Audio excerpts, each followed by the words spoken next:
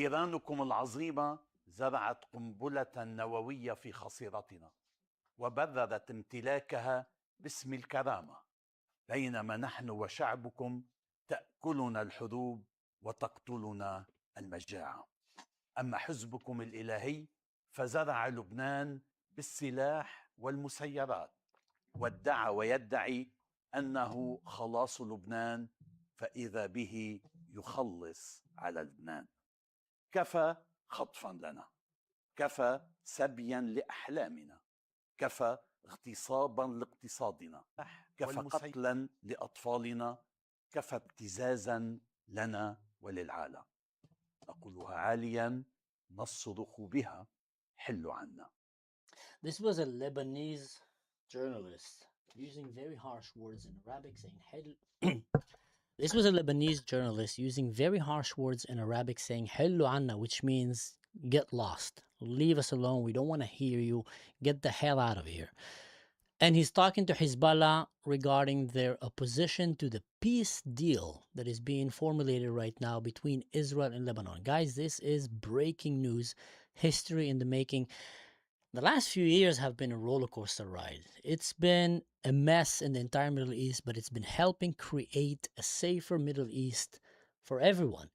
And the key for having a safer Middle East is bringing the Christians, the Jews, the Druze, the Alawites, the Yazidis, all the minorities basically, and the peaceful Muslims, the ones that want to have peace, which are not a majority, you'd be surprised, bringing them all together and letting them dictate how the Middle East is gonna look like.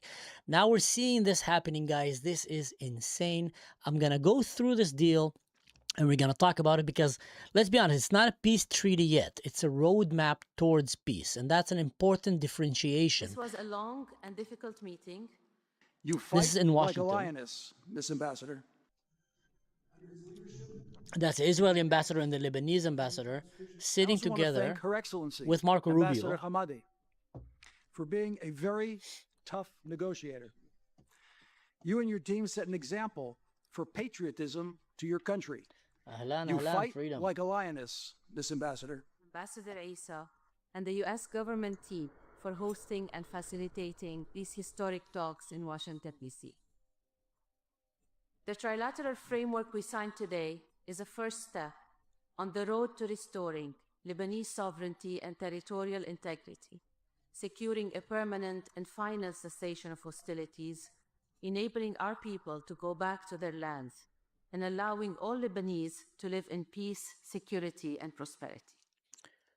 So the main struggle right now is on the Lebanese side. The Israelis, they want peace, they're ready for peace, everything has been ready and set. In Lebanon, they really need to right now work their way towards that roadmap to bring peace. And the first obstacle they have is Iran and Hezbollah. And it's basically the same thing because Iran is operating and sponsoring Hezbollah on the ground, which is trying to destabilize Lebanon and make it into a terrorist state working on their behalf. Now, there's a lot of forces behind, like Turkey and others, that are not really happy about this deal. They don't like what's happening with Iran. They don't like Hezbollah necessarily, but on the other hand, also they hate Israel, and they're very comfortable having Lebanon as a failing state right bordering Israel. This was a journalist that I said the speaking, but meanwhile, Israel is still targeting Hezbollah operators in Lebanon. That was an assassination or, killing of 7 Hezbollah terrorists close to the border with Israel, because Hezbollah is still trying to establish its network of terrorism and rearming them and trying to basically destroy that peace. And you're going to see right now more and more attempts coming from Hezbollah trying to destroy this peace treaty because they're terrified out of it. Actually, they made a poll in Lebanon and they asked who want to see peace with Israel. And you'd be surprised. The majority of the Lebanese people have showed between 70 to 90% willingness to have peace with Israel. They're tired, they're fed up with this war. They don't hate, well, at least we think so. They want to have peace with Israel. The ones that didn't are only the Muslims. You see, the Christians, the Druze, and all the other minorities around there came and said, we want to have peace. The Muslims came and said, we don't want to have peace. So if you ever wonder who's the enemy of peace in the Middle East, it's quite clear. But in the case of Lebanon, it's also more complicated. It's not all Muslims. You see, you have the Shiite, which showed, overwhelmingly opposition to peace. You have the Sunnah, which over there's a little bit more willingness to peace. But even with that, they still have a lot of anti-Semitism and animosity towards Israel. So the question that comes is, will that peace stand and how would it look like? Now, I want us to go through some of the points here as we discuss it and we understand what is going on. So first of all, this is not a peace treaty yet. It's a roadmap towards peace. There's still a long way to go. And between the word peace into really actually having peace and having people from Tel Aviv going to Beirut and Beirut coming to Tel Aviv, vice versa, there's still a long way to go. I mean, they can come to Israel very safely. Israelis cannot go there very safely. But still, it's much better than, potentially, much better than the peace deal that we have with Jordan or with Egypt, for example. In Jordan and Egypt, the majority of the people still hate the Jews, hate Israel, hate basically anything that is not Muslim. And over there, you have a lot of people that love Hitler, that, crazy stuff that are happening. But still, the leadership understood that it's better for the existence and stability of their country that they don't fall to the hands of Muslim Brotherhood. And they are maintaining this cold peace. It's more of a peace as an absence of war. They're not engaged in war with us, and they're working on defending the border. Israel from our side, they're from their side. There's not too much to defend from the Israeli side in terms of people going from Israel into Jordan or Egypt committing terrorist attacks, but there's a lot of need to defend from the other side jumping in. Kind of the same thing like happened with Hezbollah. Ahurni, welcome back. Good evening, guys. I see people are coming to the show.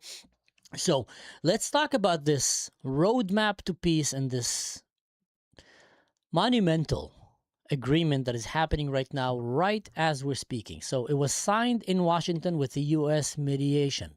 The U.S. has been very, very involved. And look at that. The one that is leading that is actually Rubio. When Rubio leads these kind of negotiations, you see real elements of peace coming up. When Vance is leading it, it looks like America surrenders to terrorists and give them what they want. So that's something to take note, I think. I don't know where you're standing in regards to Rubio, Vance, Democrats, Republicans in the U.S., but I just speak my mind and that's what I'm seeing. Israel and Lebanon officially began direct normalization talks. Clear international recognition borders to establish and mark. Now, Israel have mentioned very clearly they're not interested in occupying Lebanese territory. They're not there to annex these territories, to make them part of Israel. They have no interest in that. They just want to make sure that they have a safe border in the northern part of Israel with their neighboring country, Lebanon. And for that to happen, Israel have made few very clear conditioning. And again, thank God that Rubio is leading that negotiation piece on behalf of America, because it seems like they're all standing on the side of logic and what's really good for the people and not on the side of some weird gains for Muslim countries and people making a lot of money on the expense of the people like we saw in Iran. The Iran-America deal, the biggest losers of that deal is actually the Iranian people. And then later on, it's anyone in the Middle East that is around them. And then later on, it's basically everybody is losing but Muslim Brotherhood, Qatar, Turkey, and Iran. So the bad players are winning and everybody else is losing from that Iran-US deal. The Lebanon deal seems to be focused on practical things that actually make sense. And that's why when I'm reading this, and I've kind of compiled it for you for simple bullet points here, but this is coming from numerous sources from the Israeli side, American side, Lebanese sides in Arabic, English, and Hebrew. Remaining border dispute will be negotiated. The Lebanese army gradually replaced the IDF in agreed area. Israel is going to help them defeat Hezbollah, and hopefully they can hold their side of the bargain and create a strong military presence in Lebanon that is not corrupt, that is not controlled by Hezbollah, by the Shia Muslims in general, that is not controlled by Islam, and that is aimed for actual real peace. And for that to happen, just with any country, you have your responsibility to make sure that people in your country are not going and trying to massacre people from the other country, that you're not shooting ballistic missiles from your country towards the other country, because that's your responsibility. If you can't withhold your responsibility for the peace agreement, then the other country cannot have peace with you and often is going to be forced to go and do the job for you, which is right now the case with Israel going into Lebanon in order to eliminate Hezbollah, because the Lebanese army is far from being capable of doing that themselves for many reasons. The most urgent reason, as per Lebanese sources and media, is the infiltration of Hezbollah into the Lebanese Ministry of Defense and the corruption and the, how do you call that? The the lack of agreement between the different parties, the Christian parties in Lebanon, the Druze, the Christians, different Christian parties, they're not very united. That's the word I was looking for. The lack of unity that they have among themselves, that they need to come and bring that into consideration. Lebanese army gradually replaced the IDF in agreed areas. There is agreed areas in the map. Israel claimed that they will still remain in Lebanon indefinitely until they see that they can pull out. Israel doesn't want to be in Lebanon. Lebanon has been always considered a political suicide for the Israeli government. Every prime minister that led Israel into entering Lebanon ended up having this as a stain on his legacy, because on the Lebanese side, there was never really willingness to change. So it ended up just dragging an exhausting war in the Lebanese mud. And when it comes to military operations, when you are not in the run, on the go, when you're not pursuing and crushing your enemy and you become, sitting ducks, basically, then you start taking casualties. And Israel doesn't want to get there. Israel want to keep operating, keep being on the offense until they finish, and then they want to pull out. But they also understand that they cannot pull out right now without Hezbollah filling that vacuum, because Iran is still trying to sponsor them. You see in the deals, that's one of the reasons that Iran wants Lebanon and Hezbollah, most likely, not only Lebanon, to be part of that deal. So the IDF will withdraw gradually only if security conditions are met. Hezbollah is expected to be removed, disarmed in southern Lebanon. Hezbollah have already shown that they have big opposition to that. They've sent their goons and their people to the streets, riots, clashes with Lebanese military forces and police, trying to overthrow this ruling that will bring peace. It's amazing how terrified they are from peace. Really. It's amazing how terrified they are from abandoning the dream to massacre and murder innocent people. They keep fighting for that until the end because, like we always say, it's a death cult. Iran, Hezbollah, Hamas, Fatah, these terrorist organizations, the Syrian army, they're all part of a death cult. Right now we're seeing Turkey becoming part of that as well, which is very, very sad because there's a lot of great people in Turkey that doesn't support what's happening with that government. The U.S. oversees implementations and helps guarantee the deal. Israel keeps the right to defend itself if Hezbollah attacks or rearms. For Israel to do that, there's two stages. First is staying in Lebanon and being on the ground and continue eliminating Hezbollah strongholds. Every second day they find another gigantic tunnel digged under the ground, or weapon stash, drone manufacturing stashes, and etc. The presence of Iranian and other forces inside trying to destabilize the region. So Israel have a much better army and intelligence, and right now they're working on cleaning the southern part of Lebanon.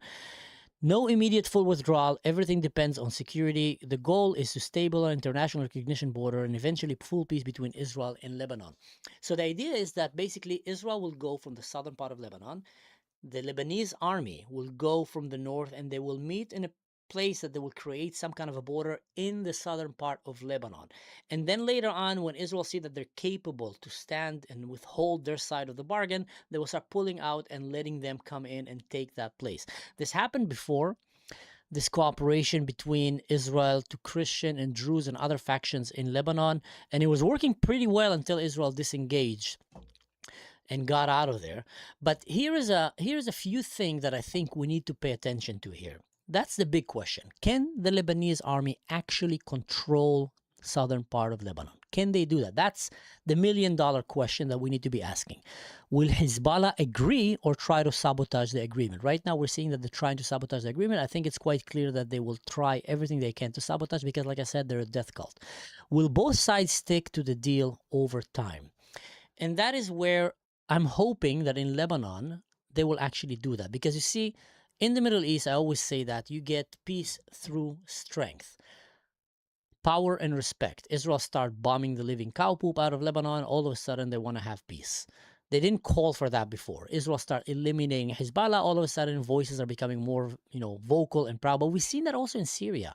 When Israel played a crucial part in the fall of the Assad regime by weakening Hezbollah and by weakening Iran, there were a lot of Muslim Syrians that were standing out with Israeli flags and saying, thank you, Israel, you helped us defeat this dictator, because they knew what happened. But that lasted only for 2-3 days. And then they went back into becoming full anti-Semitic. And that's why Syria is a failing, corrupt, destroyed country that is not going to go to a good place. Syria, mark my words, the next October 7 attempts will be coming from Syria. And maybe from Jordan in the southern part of Israel with the Houthis. We've seen not long ago, there was not a speedboat, but a jet ski that was going and trying to infiltrate Israel. And there's a flight from Yemen that keeps going into Jordan. So people are thinking that maybe they're trying to test. Like there's a crazy video, you see an Israeli warboat chasing it in the water and then shooting at it. It was trying to go inside the beaches and, create a October 7th style massacre for the people who are having a vacation in Eilat. That's a city in the southern part of Israel by the Red Sea. Will both stick to the deal? That's a very good question. And once and if Hezbollah is dismantled, what are you going to do with the Muslim citizens in Lebanon? Are you going to be able to trust them that they will not try to go and suicide bomb and stab and kill tourists that come into that country? Because we don't have that fear from the Christians. We don't have that fear from the Druze, from the Yazidis, from the Alawites. They're quite peaceful in Lebanon and very educated. But the Muslim population in Lebanon, which is Shia and Sunnah, can we trust them?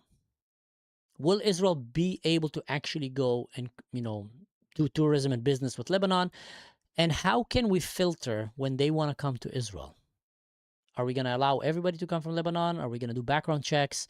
Are we going to allow everyone that is not Muslim to come from there? Because again, like I said, the problem in the Middle East, and don't let anyone in other platforms tell you, is Islam. The problem for peace in the Middle East, if you take Islam out of the Middle East, you have peace right now, immediately. Middle East will become more successful and progressive than Europe. It will become a beautiful place with better weather. No borders needed, etc. Because the problem in the Middle East is Islam, and as per Islam, there's no way for peace with anyone else unless they submit to Islam and get totally annihilated and swallowed by Islam. Or if you're Jews or Christians, you can live as slaves. So why does it matter? Could become the first real peace agreement between Israel and Lebanon, could significantly reduce the threats on Israel's northern border, could weaken Hezbollah influence and implemented successfully. There's a few things that you need to pay attention. And that is what I feel could be the main obstacle right now that is coming outside of Lebanon. You see, there is forces in the Middle East that want Israel to be busy fighting against Hamas, Palestine, against in Gaza and in Lebanon against Iran, because that keeps Israel engaged with these enemies and hides the eyes from them. And once you will have peace in the Middle East, let's say right now you have peace between Israel and Iran. Iran becomes a free democracy and not a Muslim country. Now you have peace between Israel and Lebanon. Lebanon becomes a Christian nation, peaceful nation. Everything is great with them. All of a sudden, all eyes will be on Syria, all eyes will be on Turkey, all eyes will be on Qatar, all eyes will be on Muslim countries. And there's still a long way to go from being an ideal place for people to live in. An ideal place that doesn't support terrorism. Because every Muslim country right now in the Middle East, except from the Emirates, and in some ways Saudi Arabia, mostly the Emirates, support terrorism. They don't call it terrorism because there's a commandment in the Quran to go and terrorize an unbeliever. So for them, this is not terrorism. This is jihad. This is something that they support. Either they will clearly say it or not. So they are the real obstacle for peace in the Middle East, in my eyes. And with that said, guys, I'm going to take some time right now to answer a few questions. Let's see. I don't believe Lebanon will become a Christian country again. Unfortunately, I really hope they would, but I can share your concern here because once you allow Islam in your society, it's very hard to get it out. And Western, especially Christian countries, have a very hard time calling it out for what it is, that it's a civilization clash and it cannot live and coexist with countries that aspire to have Western democracies and freedom. And human rights, it just doesn't work together. So it's going to be very hard to do that. I forgot Bahrain.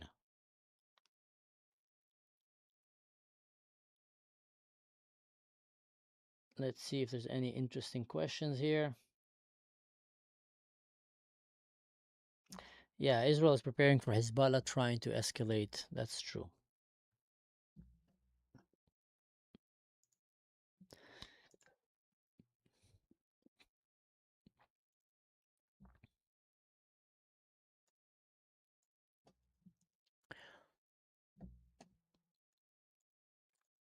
What we can do is, while you're thinking about it, we can try to see Yumangal.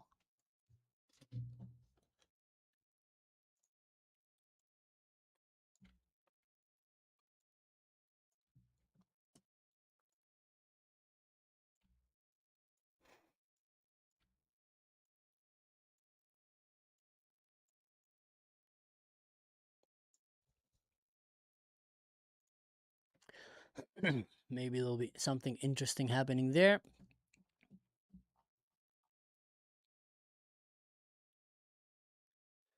Because, so someone is saying, Yuvi saying, do we know who Walid Jumblat is? We just can touch him as a Druze leader. So Walid Jumblat is considered as a traitor among many Druze in the Middle East.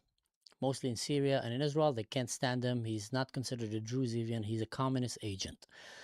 Among the Druze in Lebanon, it's very hard for me to know how many support him, how many are just afraid of him, because he's basically running the Druze community there like a mafia, and they're eliminating people, extortions, and etc. And there is obvious voices there that don't support him, but they're just too afraid to speak because he's also well connected to Iran and to Hezbollah and to the Muslim Brotherhood, that he is still powerful enough to silence people. But I believe that once and if the Lebanese government will start working towards promoting coexistence and peace with Israel, voices like Jumblat and others will be pushed to the side, maybe even arrested. And that will bring, but he's definitely there making things difficult for the Druze community in many, many ways.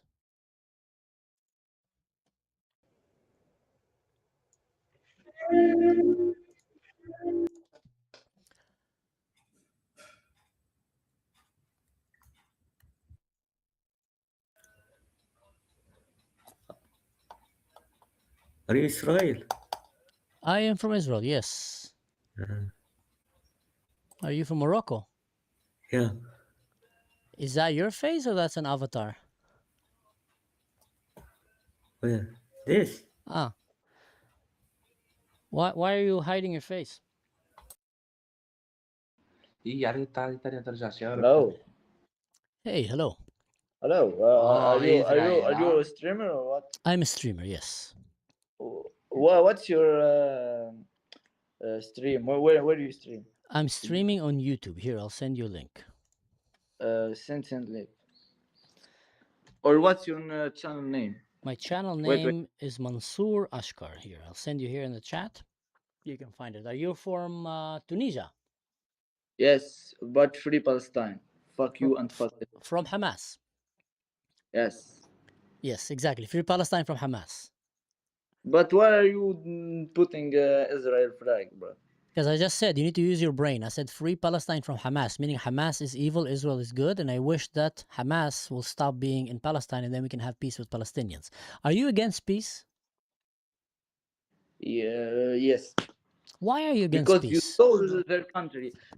No, answer my question. I'll answer yours, but answer mine. Why are you against peace? Because I know that Israel are not good. Why is Israel not good?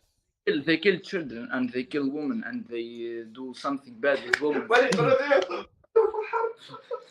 But that's not true. That's a lie. What? Why that's not true?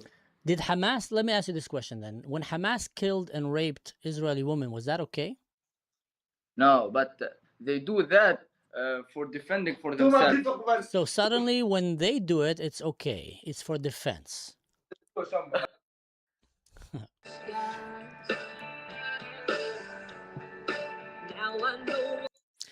Oh, it's that freak again.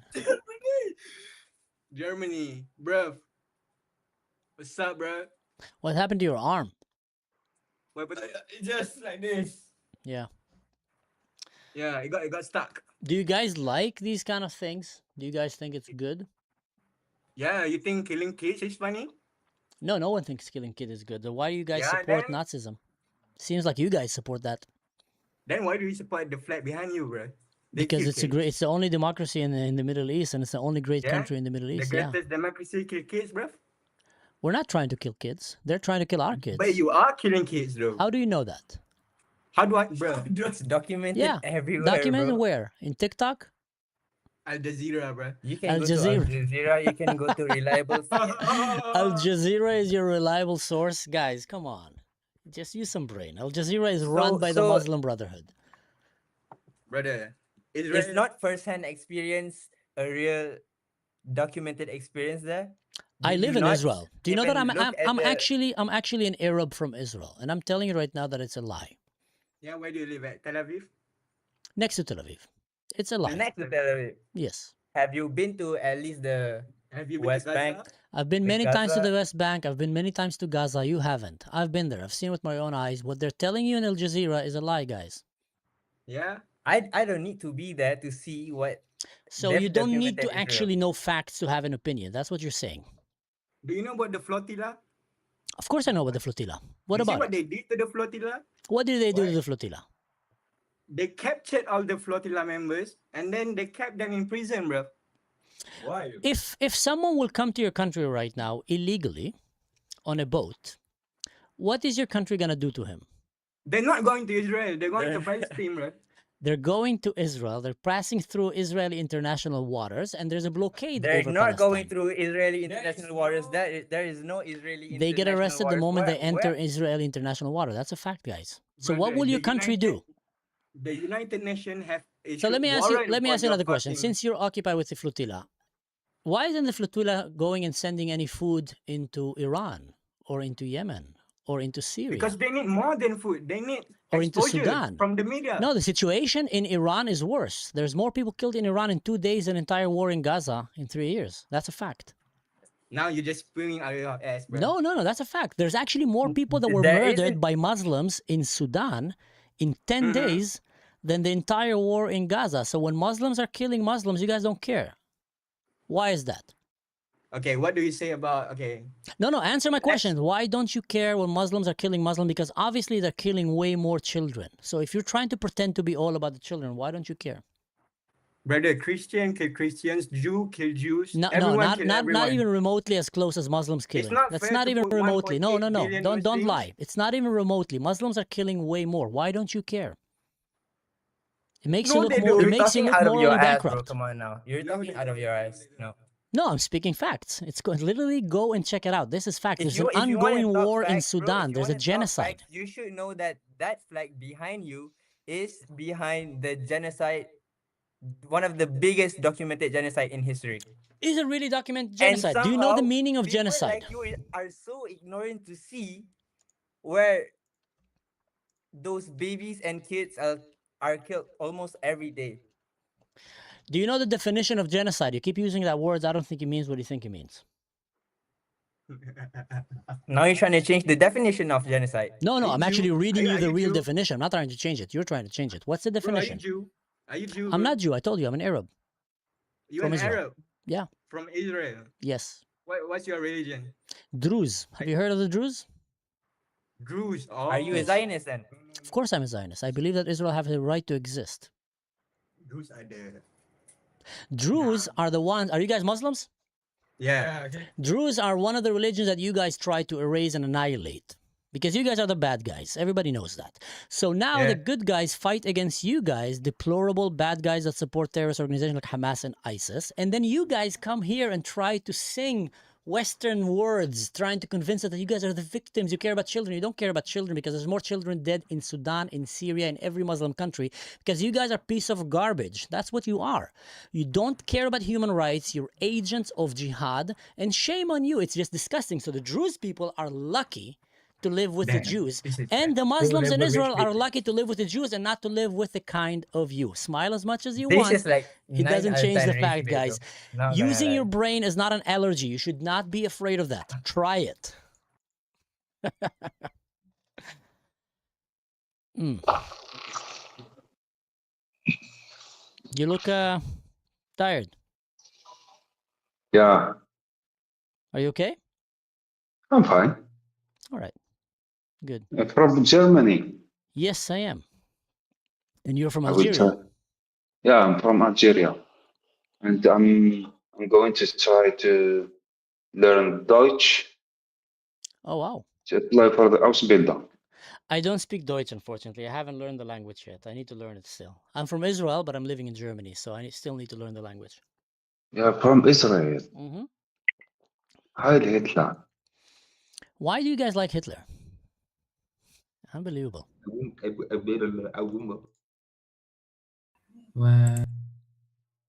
ده مصري ده ماشي الماني واسرائيلي يا ابن العرس ازاي يعني Showing an Egyptian the flag of Israel is like showing a banana to a monkey. انت الماني وانت عارف اسرائيل انت مع احكي زي مين؟ بني ادم يا بغل يا يا تيس. كسم What games do you like? I don't even play. Israel. I love Israel. Really? Hey, tell me, you are German. You should be like against Israel. You should be a Hitler lover. Germans don't love Hitler anymore. You guys love Hitler. They stopped loving Hitler. They became good. They stopped Come being on, evil. man. Yeah. You see, Germans were evil like you guys. Liebe Hitler. And then they stopped being evil. Liebe Vorrat. Liebe Vorrat. If only they knew how stupid they look. Do you support Israel? Of course. What about you? Do you support Israel? Yes, I do. It's a great country. Why? Because I live there. Why? Oh, okay. Is it good? Is it good? It's very good, yeah. They treat all religions very respectfully, and they treat people equally. Oh, What is this guy doing in the background? it's a girl. She's doing her. It's her job to do this. She have an OnlyFans for feet? What's up? Yeah. Okay. What do you think about Israel?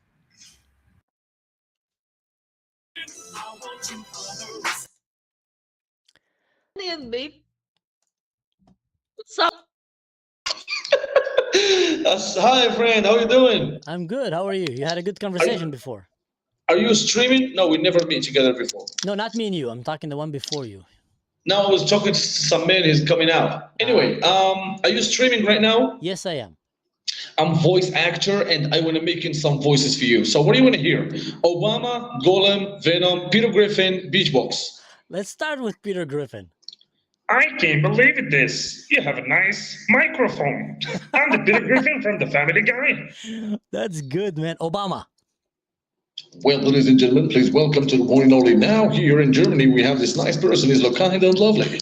God bless you from America. I'm Obama. You're good, man. Can you do Trump? Oh, fuck, I hate him. He's a fucking cunt, you know? Ugh. All right, what about, which other voices can you do? Venom, Michael Jackson, Golem, Joker, and Walter White from the Breaking Bad, his son Junior Walter, and Beach Box. Wow. Let's do Walter White. I like him. I'm not in danger, Skylar. I am the danger. Did you think the guy who's opened the door and get shot ahead of me? No, you're wrong. I'm the one who knocks the door, Skylar. You're good, man. You're good. Venom. Yeah, Let's do Venom. Hey there, where is the spider? I can't believe this. We are the Venom. You're good, man. Yeah. Do you do this for a living? Is that your job or? No, I'm working security. Oh, that's good. And you just do it No, as it's a not. hobby. Yeah, but it's not security. It's not good, bro. I want to be in the radio station. You know. You should, man. You should. Do you have a chance to do Nothing. that? I don't have a chance. I'm in Morocco, my friend. Well, you know what? I'm putting it on my stream here. Maybe someone will see it. And can I give you my Instagram and? Yes, give me your Instagram Okay. and I will follow it and I will even share it here. All right, sir. Can you be my manager? Like we can be together and make money. Let's do that, man. That would be cool. Let me find you on Instagram and I will share with Yes, you my sir. audience. All right, sir. You have good English also. I appreciate this, mates. I was in England for 1 year, and I come back to Morocco. You know, I was in Essex, Benjamin Close. Okay. So you lived in England for a while. No, I was just travel. It's just in vain from my ex-girlfriend, you know. Okay, I see a guy with a cap. 1,278 followers. Is that you? Yep, that's me. So that would be this guy, right? Can you see it on my screen or no? No, I can see it. Okay, I'm gonna. You might actually. No, okay. I'm gonna share it right now with my audience. Guys, go follow this guy. Let's help him grow bigger. Seems like a super cool guy. Here Guys, don't forget to give this person a subscribe, comment, like, and share the video with your friends. Please, he's a really good person. I'm begging you. Look at that. You have a Peter Griffin one here. I can't believe this. My name is Peter Griffin from the Family Guy. I love it. I love it. Hey, man, wishing you a great day. And I started following you. I didn't finish making the voices for you. I can make Joker, Michael Jackson, Eminem, you know, Beach Boys. Let's do it. Do the Joker. The Joker, okay. Well. My father was a drinker. I'm just a little boy watching this. He's coming to the house and he's saying, I'm gonna put a smile on your face. Why are you so serious? Yeah. I love that. What about Michael Jackson? Do you want to hear Michael Jackson's when he's singing or when he's just talking in the show normal? Let's start when he's singing and then go to talking. I'm gonna make a change. For my life's gonna be real good. Oh man, that was good. And talking, how does it sound? He had a soft voice. My name is Michael Jackson. I want to say to my fans, I'm going to make a new song. She's called Billie Jean's. Thank you. Wow, that's good, man. Which other voices can you make? You know Adolf Hitler? Everybody knows Adolf Hitler, yeah. Ich weiß nicht wichtig. Ein Schlager. Super Lachhaus. Versuch. Oh, that was funny. Someone is asking if you can do Peter Griffin with a Moroccan accent. Yes, I can. Okay. السلام عليكم. كيف حالكم يا أصدقائي؟ أنا بيتر جريفن from the Family Guy.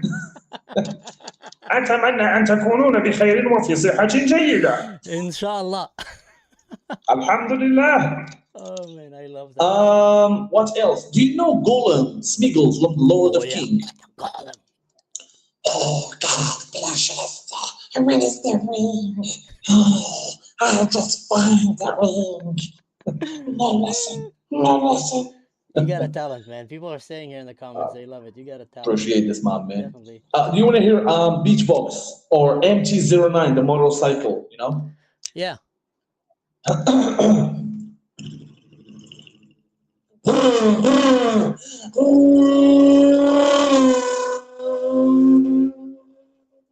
That was the police is following. He's going so fast. This motherfucker. What about Eminem? You said you know Eminem, right?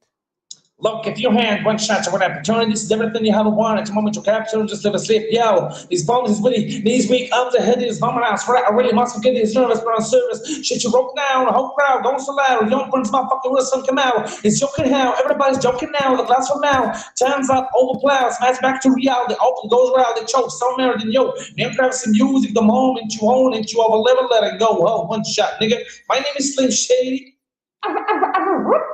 That was brilliant, man. That was brilliant. Anything else you like to show us? Beach Box. Do it.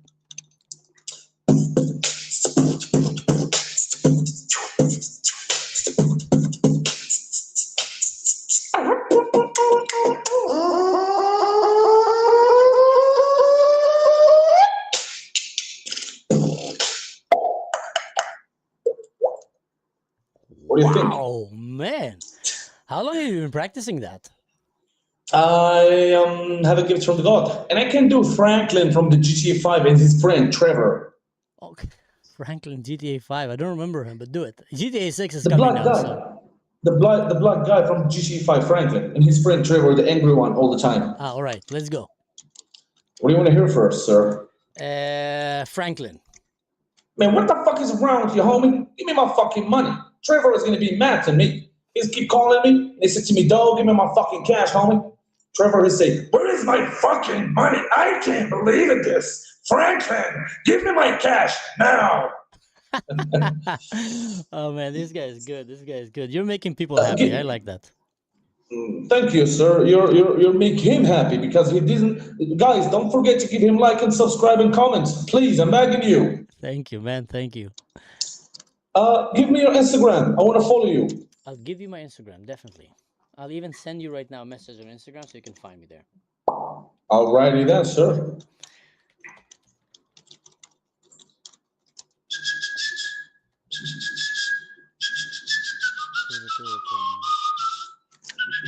How is life in Morocco? Life in Morocco, she's good. Everything is perfect. Beautiful food, beautiful weed, good quality of the clothes, nice perfume, and lovely views. So you have to be in Morocco. My door is open for you and your family, my friend. Thank you so much. Moroccans are so hospitable. A lot of the Moroccans that I met are so nice. And you guys have really good food, so... Yeah, and I want to tell you something else. Go ahead. Everything here in Morocco is really good, quality, and cheap money. Can you imagine this? So it's cheaper Like living and good quality. Yes, trust me, bro. Trust me. If you take like 1 million dirham, like 1 million dirham, like it's not much money here. Mm-hmm. You can take like you can spend with this money 2 months of the summer here with your family. You can take a house, you can take a food, you can take drinks, you can go to the beautiful beach, you can wear in the good clothes, and you can dancing and drinking alcohol. And I'm not smoking weed. I'm just joking. I'm smoking only cigarettes. And yeah, that's it. Guys, don't smoke. The smoke is not good for you. Smoking is not good for you. Hey, listen, brother, it was really, really nice talking to you. And I would definitely hope that you can get bigger audience with your talent and maybe get a job with that. That sounds like a good idea. But yeah, thank you so much, man. It's my pleasure. Thank you so much for you. You're the best person in the whole world. Guys, don't forget, subscribe, comment, and share the video. God bless you from Morocco. I like this guy. God bless. Love you, bro. Love you God as well. bless you, Bye-bye. Masalami. Oh, that was nice. Israel, are you from Israel? Yes, I am. Yeah, we are from Palestine. It's okay. You are our friend. Yeah, we're friends. You're from Pakistan, right? Yes, but our family live in Palestine. Oh, really? Where in Palestine do they live? Gaza. They live in Gaza? Yes. How are they? What do you really think Israel is doing the right thing? Yeah, absolutely. Okay. So how can you wait? How can you justify it? Yeah, justify it. Justify what? Like all this killing children, killing. You see, they're telling you that in media that we're killing children. We're not trying to kill children. We're trying to kill Hamas. Hamas is hiding behind children, which makes it very difficult to fight against them. So children get killed in the way, but it's not the intention of Israel. Okay, is Jeffrey Epstein alive in Israel? No, how does he know? No, I don't think he's alive in Israel. They don't like him in Israel. Is Michael Jackson alive? Yeah, Michael Jackson is alive. That's for sure. Michael Jackson for sure. He's on Mars, yeah. You guys should stop listening to news on TikTok or Al Jazeera. That's my advice. No. Okay, so who should we listen to? Tell me. Well, if you don't live in a place, it's going to be very hard for you to actually understand the situation. Like, I don't have too many knowledge about Pakistan, so I don't talk too much about what's happening there because it's going to be hard for me to get the picture. India says that we want to kill all the terrorists in Pakistan and they attack. So that's not how you like. Do you like India? No, we don't. No, we don't. Obviously not. They Why try not? to kill us. They try to bomb us, kill us, and stuff. They killed 3 of our children last year. Okay, I don't know enough about this conflict. Are you guys trying to kill them as well? No. We just defended and we shot their 7 F-17 Thunders. I don't know what. We shot the jets. So why is there a conflict between India and Pakistan then? Basically, they say that we have terrorists in Pakistan and the religious beliefs are different. That's why. So it's a religious war. Yes, kind of. लेकिन वो तो पता है इसका passport ही वो You know what? We don't consider Israel as a nation. Okay, that's fine. It doesn't matter what you consider or not, but it's a nation. But I'm why cool don't with you it. consider it as a nation? Are you a follower of Trump? No, he doesn't like Trump. No, I actually like him. Most of the Okay, time he so does do you good. like the Russian president Putin? I don't like Putin that much. No. Why? Why not? Netanyahu का तो Netanyahu, what's up with Netanyahu, let's Netanyahu? go. What's up with him? Well, you're trying to put like 3 different leaders in the same box here, so I'm gonna address one at a time. Okay, first tell about Netanyahu. Netanyahu is the prime minister of Israel. He's democratically elected. Many Israelis like him, many don't like him. But here we go.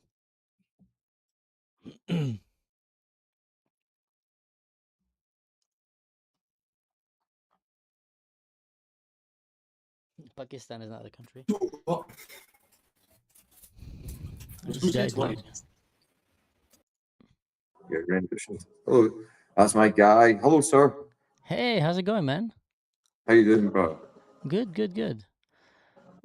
I think I follow you due to I think it's Avi or Sahar. No, I'm Mansu. I know them. I know. I'm saying I follow you due to Avi and Okay. and Sahar. Thanks, man. And you living in the UK? Yes. How is things going there right now? I mean, we see the media and everything. It just looks like a lot of mess happening, but In England, not so good. In Scotland, so you're from Scotland. correct. It's always been a dream of mine to go to Scotland, especially when I was 16 when I watched Braveheart. That's when I just fell in love with the country. Come on. Sons of Scotland, many days from here. What do we fight for? We fight for freedom, the same as Israel. Amen, brother.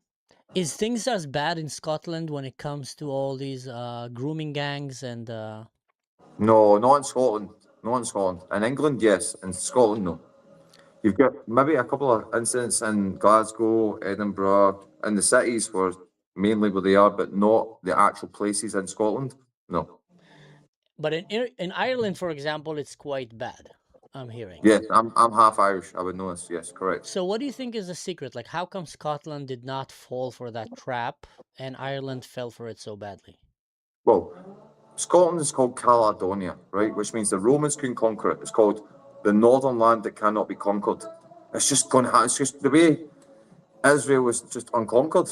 It's the way Allah wills. It's the way which they call Allah, sorry. But it's the way God is. It's God's word. So Scotland, people are tough there and they're not easily invaded. Well, it's literally called Caledonia because the Romans couldn't do it. Yeah. That means unconquered land to the north, according to the Romans. That's good to hear, man. That's good to hear because I live in Europe. I live here in Germany and I'm seeing how slowly they're conquering every establishment, you know, from the media. But it's okay. It's okay, though. Good will always defeat evil. We don't need to worry. Amen to that, brother. Amen to that. Well, anyway, it was nice talking to you, man. What's your name? My name is Craig. Craig, I'm Manso. Nice talking to you, Craig. Respect, God bless you, man, brother. and God bless Scotland. God bless you guys. Cheers. Come on, brother. Come on. Yeah, I'm Israel Chai. I love it. Come on. I like Scotland. You motherfucker. Do you speak English? I do speak English, yes. What the fuck you were doing? Where you put this fucking flag behind you? What's the problem with this flag? Why do you support them? It's my country. It's a great country. Why do you guys are so full of hate? Is this your original country, Israel? Israel is my original country, yeah. Born and raised in Israel. Right, so do you agree with the fucking action they are do with Palestine? You mean destroying terrorist organizations like Hamas? Yes. Why are you guys supporting terrorists? Your problem with Hamas or with the citizen of Palestine? No, the problem is not with the citizens of Palestine. Unfortunately, Hamas is hiding behind them, Are which you makes it fucking hard. shooting the citizen of Palestine? There's no way. No, you that's actually not true. find them. You Wait, didn't impede them. You care So about the actually citizens? Do you care about the Palestinians? I do. Then why are you guys building a fence bigger than the Israeli fence? 7-layer fence with mines, we're building the machine border. gun, and No, snipers. we're building the border between us and Israel No, because that's between you and Gaza. Don't lie. The fence is there. It's bigger than the Israeli fence. So why are you guys doing that if you care about them? The hypocrisy, huh? actually we open the border No, you're not. to You're not letting the them in. nation of Palestine to come to Egypt. No, shame on you So guys. You're actually not they're letting. gonna If leave you their care land. about women and children, why aren't you letting women and children go into Egypt? Because this is their lands. If they left It's their their land. lands, they're not gonna get back again to their lands because Oh, you're doing that because you care. Not a single woman and a child. And you know what's interesting about your religion is Hamas is not letting any women and child go into the bunkers under the ground. Egypt is not letting women and children come into Egypt. So you guys want them to be in a war zone. That is disgusting. You guys want them to be in a war zone because you want them killed. But then you come and you blame us. Shame on you, man. You force them on it. You force No, them to leave their land to We're get their actually land. telling them to move between But neighborhoods so actually, we can fight. You're gonna leave because you occupied them. You're shooting them. How are we Every occupying single Gaza? We time literally left by Gaza and rockets. gave it to them. So actually, you have to stop doing that. Iran is gonna win the war between you and America, fucking America. Actually, Iran did, but actually, there's no way you're not gonna beat us. Definitely no. You guys? We defeated you guys in every possible war. You guys are like one of the weakest armies in the world. Yeah, you actually shoot in Lebanon, Syria, by Air Force. Or in the land, you're not gonna get inside them. No way. Oh, we are doing that in the The land war as is well. In ongoing Lebanon, we're going between and destroying Hezbollah in the land, in the air, in the sea, everywhere. just by Air Force because you No, by actually infantry as well. you cannot do anything else. Let me ask you a question. Can Egypt ever have peace with Israel? Like real peace? Real peace? Yeah. Without What do you like think? hate and supporting terrorism. What do you think? I'm asking you. Definitely not. Why not? Because these are your actions. Look at that. What are you doing in this fucking other country? What's actions? If you Israelis are trying to defend themselves from terrorism. What's like you guys are angry? If we are a weak country, you're gonna do the same that you're doing in Lebanon and Syria. No, and we actually Palestine. conquered They Sinai. are stronger than you, and actually, it's the most strongest country in the Middle East, Egypt. So actually, I'm not gonna Egypt do is the most anything. strongest So country. you Okay. have no way. When we conquered, with this. You have Okay. to do the peace with us. Okay, I because listened to there's your no stuff. Now other try way. to listen. When we conquered Sinai, we defeated you and took Sinai from you. We gave it back, hoping for peace. So we want to have peace. Why don't you guys want to have peace? This is the peace actually because this is our land. Yeah, Why well, we should gave I it give back you? to you. Yeah, we defeated you, and then we gave it back to you. We defeated you when you You guys defeated invaded us? us. Oh my god! You defeated us. Yeah, we literally destroyed your armies. Laughing like a villain doesn't change history. Didn't change history. This is the history. We gave you actually the big. I will not say that, but actually you got something wrong. So we shouldn't you and we kicked your ass out of our country. So there's no way. And we got back our lands. I'm So debating there's an no idiot way.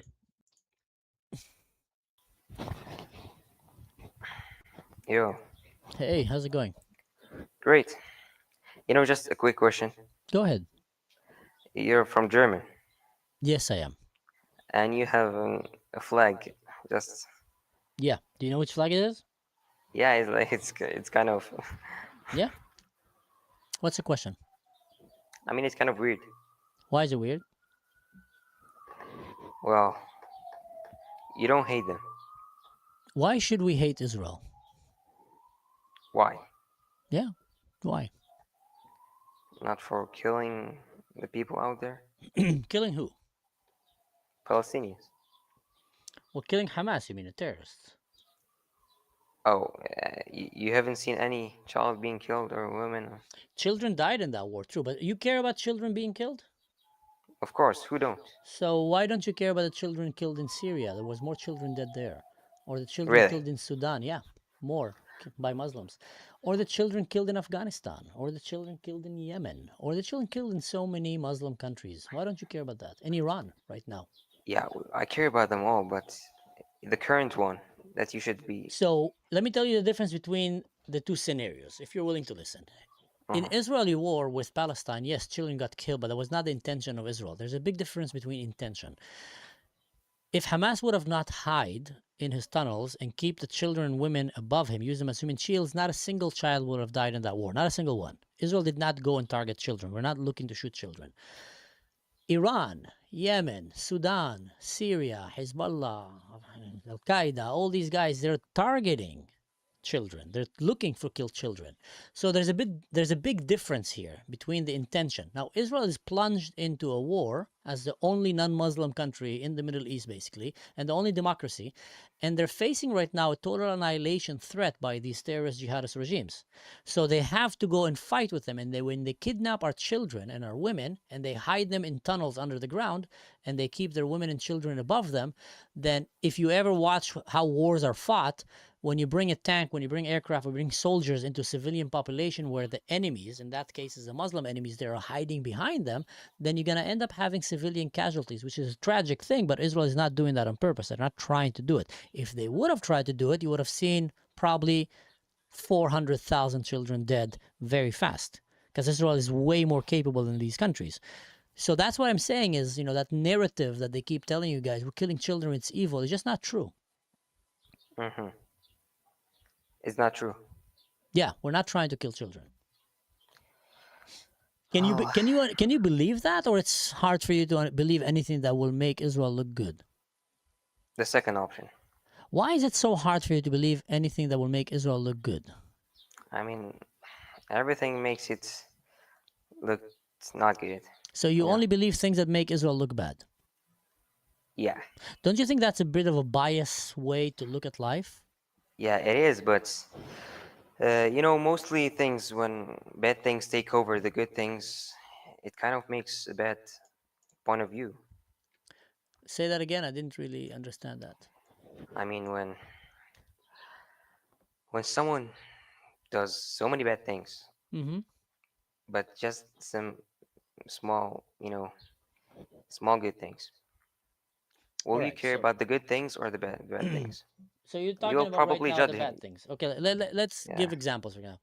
I am an Israeli, by the way, and I'm an Arab. I'm not Jews. In Israel, Arabs are growing in number. We have equal rights. Our daughters can walk free in the streets. They can go to the beach. They can go to university. They're safe.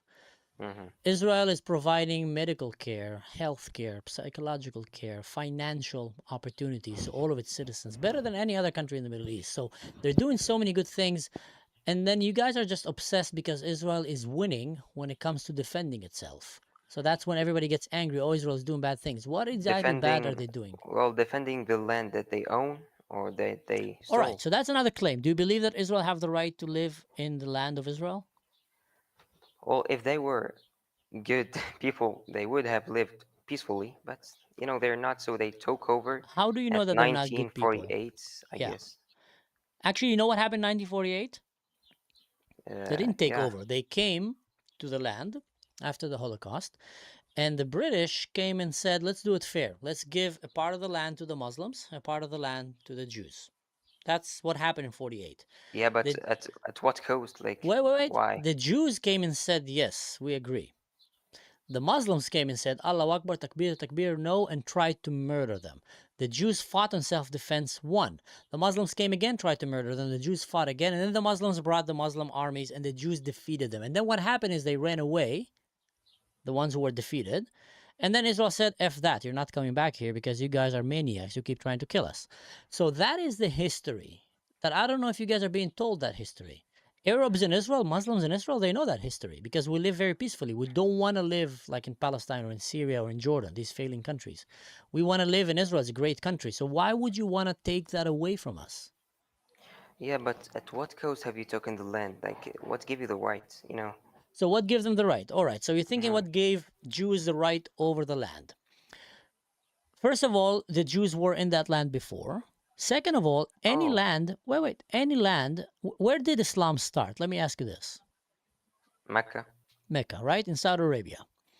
So any place outside of Saudi Arabia that is right now under Islamic occupation, like Algeria, was taken by force, by colonizing, by killing and annihilating the civilizations that were there. So Islam expanded and invaded these places and took it.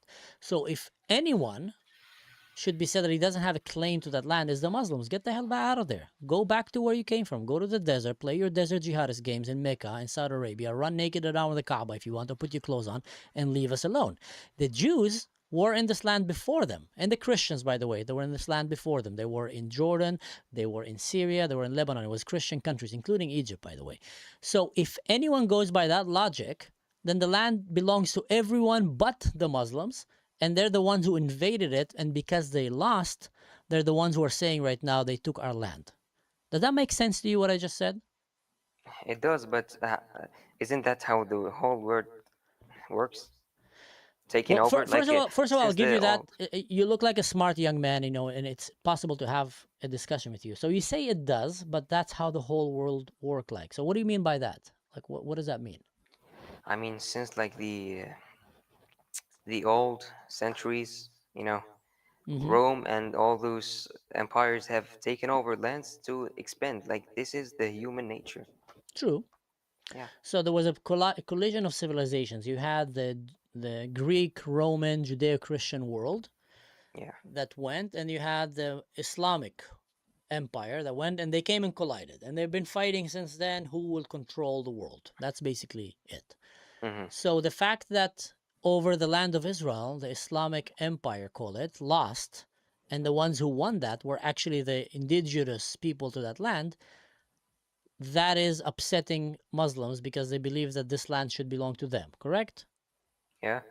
All right, fair enough. That's their point of view, but the Christians and the Jews will come and say, no, that land doesn't belong to you guys, it belongs to us. And right now they're winning, so the land is theirs. So if you go by that logic, okay, fair enough. That's basically where things are standing right now. Would you like to see the world becoming Muslim? Actually, I don't have a problem with people being other religion than Muslims. I just don't want, harassing and wars all over the place and killing innocent people. I don't want that too. Like the whole point about hating Israel on social media on everywhere is based on the war. Me personally, I didn't hate Israel before, since I saw all that stuff happening. Where do you see it? In Al Jazeera, in TikTok? Where are you seeing that? Everywhere. Where? I'll give you an example. Like where? You said that yourself. Al Jazeera and TikTok, are these your main sources? Yeah. All right. So first of all, Al Jazeera is giving a very narrow-sighted view of the world that is very Muslim Brotherhood oriented. That's like non-negotiable. That's not the fact. Yeah. So you get a very narrow perspective. Second of all, TikTok have this algorithm system that it sees what you kind of like to watch, and it's going to give you more and more of that. These two sources are not very reliable sources if you want to get a real opinion about a conflict that is far away from you.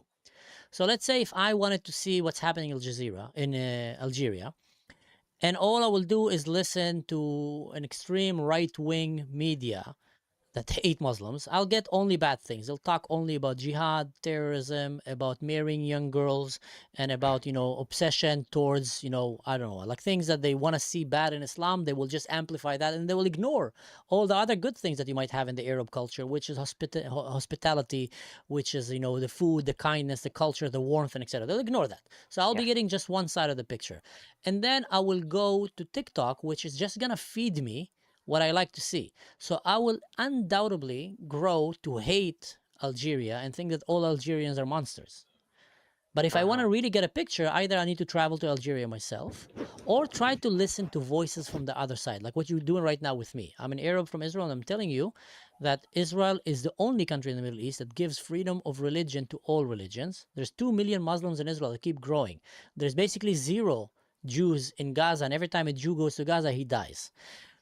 Gazans sends thousands of Gazans into Israel every year for hospitals, and the majority of the hospital care that Israel provides for them is actually helping them give birth.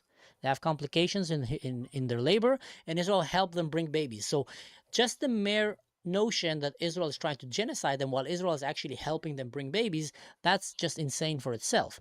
Now, these things are not reaching guys like you. This information. Like, for example, there's a group of minority Arab girls in Israel in a small village called Yarka. They've sent a satellite into space with X. So 14 to 16 years old Arab girls in Israel are sending satellites into space and are doing science project and are getting a future. Meanwhile, young girls in Syria and other places are being kidnapped as sex slaves by all kind of Bedouin jihadist tribes who are selling them to ISIS and Al-Qaeda. That kind of injustice will not be reached to young people like yourself if you look only on TikTok and Al Jazeera. They will not cover that. So that's why I'm saying I would recommend, you seem like an intelligent young man. I'm not telling you love Israel. That's completely up to you. But at least try to hear that there's a different side. I understand that, but don't you think that also Israel has a narrow point of view on Arabs? It's the same. It's kind of, Let me answer that then. So, in Israel, there's 2 million Muslims that live. In Israel, the spokesman of the IDF right now, who's a high-ranking general, is actually an Arab. You have Arabs in the Supreme Court. You have Arabs in the government. You have lots of Arab doctors and scientists and engineers. And in general, Israel gives equal opportunity to all of its citizens. Now, some citizens will adapt to this it's a Western country, will adapt properly and will succeed big time. Some won't. To come and say that I have a narrow perspective towards Arabs is wrong in many ways, because there's a lot of Jews in Israel that are Arabs. There's Jews from Algeria. One of our favorite food in Israel is Algerian food, because the Jews who came from there brought their food. There's Jews from Yemen. There's Jews from Morocco. There's Jews from Iraq, from Iran. And they're Arabs. So, yes, inside of Israel, of course, you have sometimes, European Jews would look differently at Ashkenazi Jews, at Spanish Jews, at this Jews. But you have it everywhere. You have the same thing in New York. You have it in every country that groups kind of tend to cling. But systematically by the government, there's not a single law that discriminate, Arabs or Christians. It's non-existent. Well, I get that. Wow. I hope that I was able, like I said, I don't expect you to start loving Israel, but I think if we want to have one day, a decent conversation, you're a young man, you're going to go study one day, maybe travel the world. You have great English. Maybe you want to go study somewhere in university. I don't want you to go there with like a prejudice of thinking like, oh, all Jews are bad. They like to kill babies because Al Jazeera told you. It's not true. No, seriously, I don't think that all Jews are bad. I know some Jews personally that are really good. They have some good behaviors and stuff. It's just the narrow perspective, as you said. Yeah. It's a common narrow perspective. It's common. I agree. Are you studying something? Well, what do you want to do? What's your ambition? Ambition. I'm still at high school, by the way. Ah, wow. Very intelligent kid. And what are you studying, or what do you want to study? Excuse me, but are you streaming? Oh, yes, I am. Sorry, I should have said that in the beginning. It's okay. I keep forgetting. You spoke very nicely also, so there's nothing to add. I'll share with you the link. What do you want to study when you finish high school? Or what do you want to do? What kind of a job or profession? I'm not sure, it's based on the mark that I'll get. But I've always liked to be a surgeon or something since I was a kid. Wow, that's a beautiful profession. Do you have the opportunity to go and pursue that, let's say in Algeria, or would you rather go and study it somewhere else? In Algeria, it's quite hard. But out there, it's much easier. I tell you what, if you ever become a doctor, I'll ask you to promise me one thing, if you don't mind. To really follow the doctor code when it comes to treating every human, doesn't matter his religion and his politics. I've seen quite often people in social media that come and say, I'm a doctor, but I will not treat this group of people or this group of people. And that's, I think, is disgusting. So no, I'm not with that. Yeah, I don't agree on that. Good. It's quite, racist to be, especially as a doctor. Yeah. Well, you stream. That's all, or you got some jobs. Oh, I stream right now. I used to be an officer in the IDF. I used to Mm-hmm. be working in security worldwide, but now I do streaming. Now I do this podcast. It's actually a fun job. It's a fun job. It's In the I really 21st enjoy it. century. Yeah. It's a fun job because you're working for yourself, Mm-hmm. and you're not working for someone else's business or someone else's vision and dream. You're working for yourself. It's a Of course, hard yeah. job, but It is. once you get like to the point where you can make a living from it, at least a basic living, it gives you that freedom. You can stream in the night, you can stream in the day. Like I have a child, I can spend a lot of time with my kid. That's great, So yeah. yeah, it's great. But By the way, what's your nationality? Israeli. Yeah, but you said you were Arab. The religion is Druze. Have you heard of the Druze? Druze. What's that?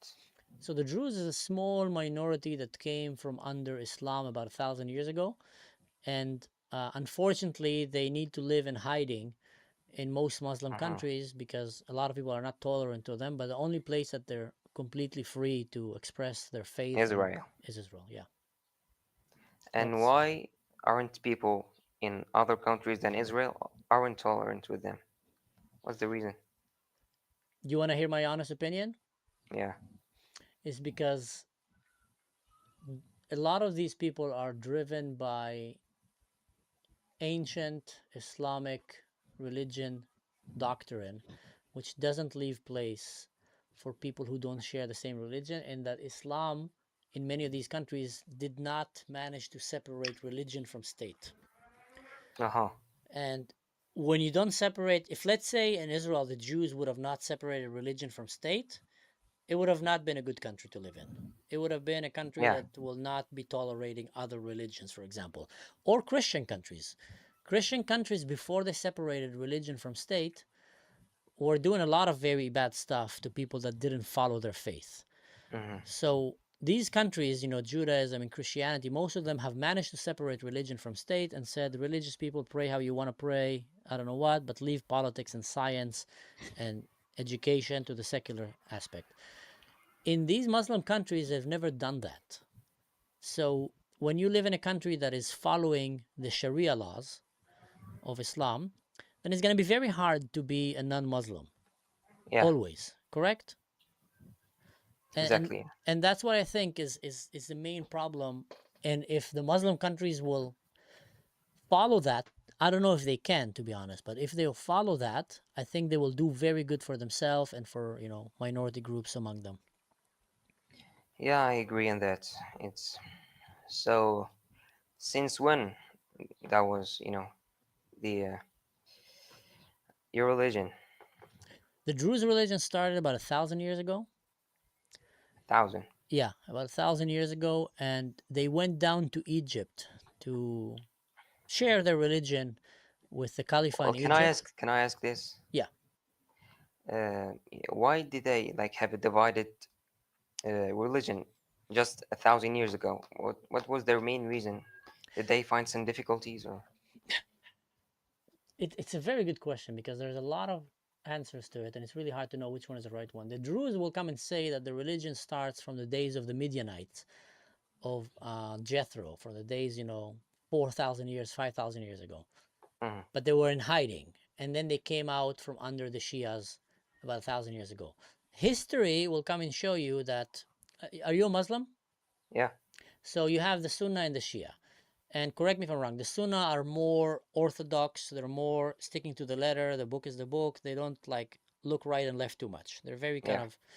The Shia had much more interpretation brought in.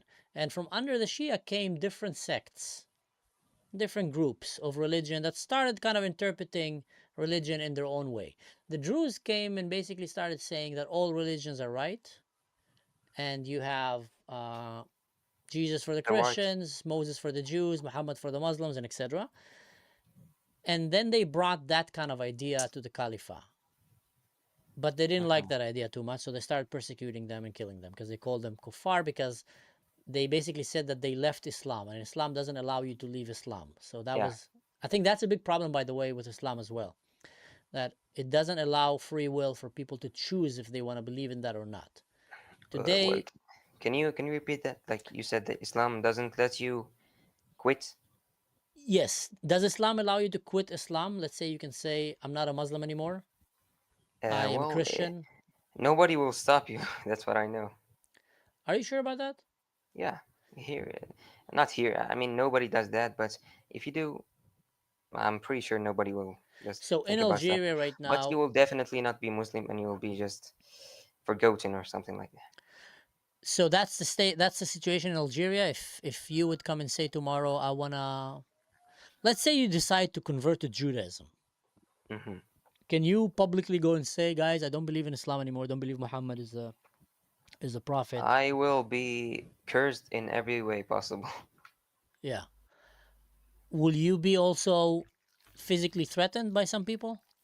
Physically, you know, the strict people, you know, as you said, there are some groups of strict people, you know, in all Muslim countries. You know, they might physically, I'm not sure physically, but yeah, till that happen, we will know. Yeah. So some places they do physically threaten people, some places maybe not. Depends on how they interpret it. I think I spoke to a professor about Islamic studies the other day, and he came and said, in Islam you have the whole spectrum. You have the ones that are like Daesh, ISIS. You know, they really think that it should be only Muslim ummah, and that's it. Like no, and everybody should convert. And then you have the ones that just couldn't care. They don't care what you eat, what you dress. They just want to live their life and enjoy their life. You have this whole spectrum. So it really depends where do you fall in that category.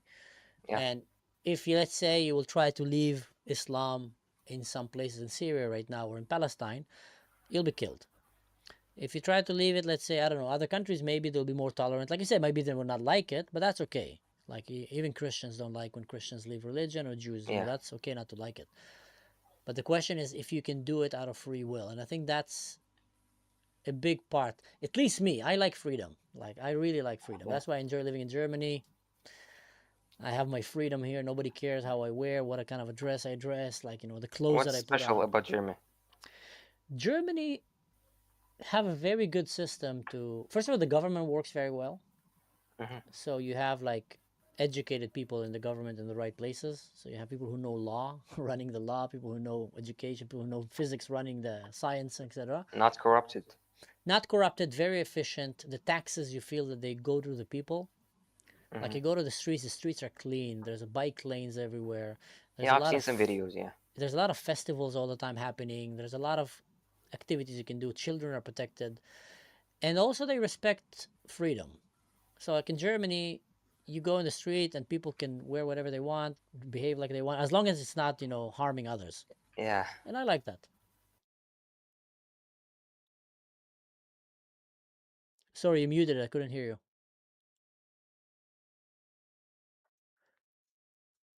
No, I can't hear you.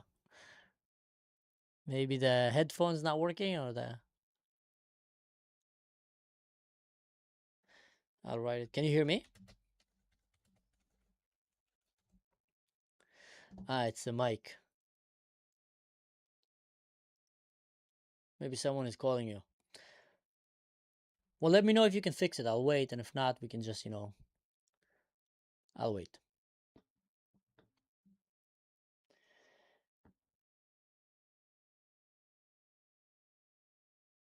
Thanks, guys. People are saying nice stuff in the comments here about this conversation. They're saying this conversation is so worthy and important.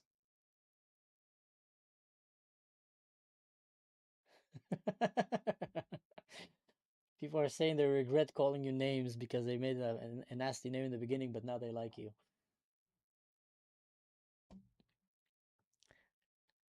Yeah, do you think you can fix the mic or not? Just let me know in the typing. If not, we'll just, you know, I'll share with you my YouTube here.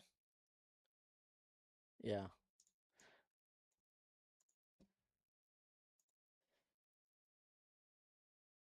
And this is on Instagram if you want to follow as well. But it was really nice talking to you, man. I really enjoyed this conversation. You know, I hope there's more people like you that we can talk, because that's how we can bring a real conversation in Discord. So that was nice. I want to thank you for that.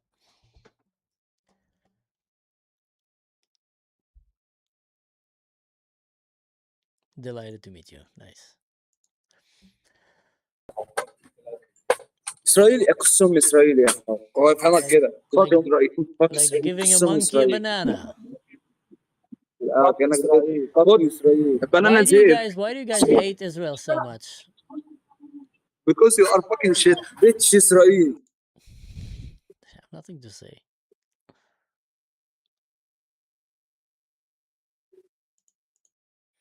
Looks like a weirdo. موجودين. ايوه اسرائيل. جرماني. الاعلام. Fuck you. Fuck you. Fuck you إسرائيل. It's like giving a banana to monkeys. I'm not kidding.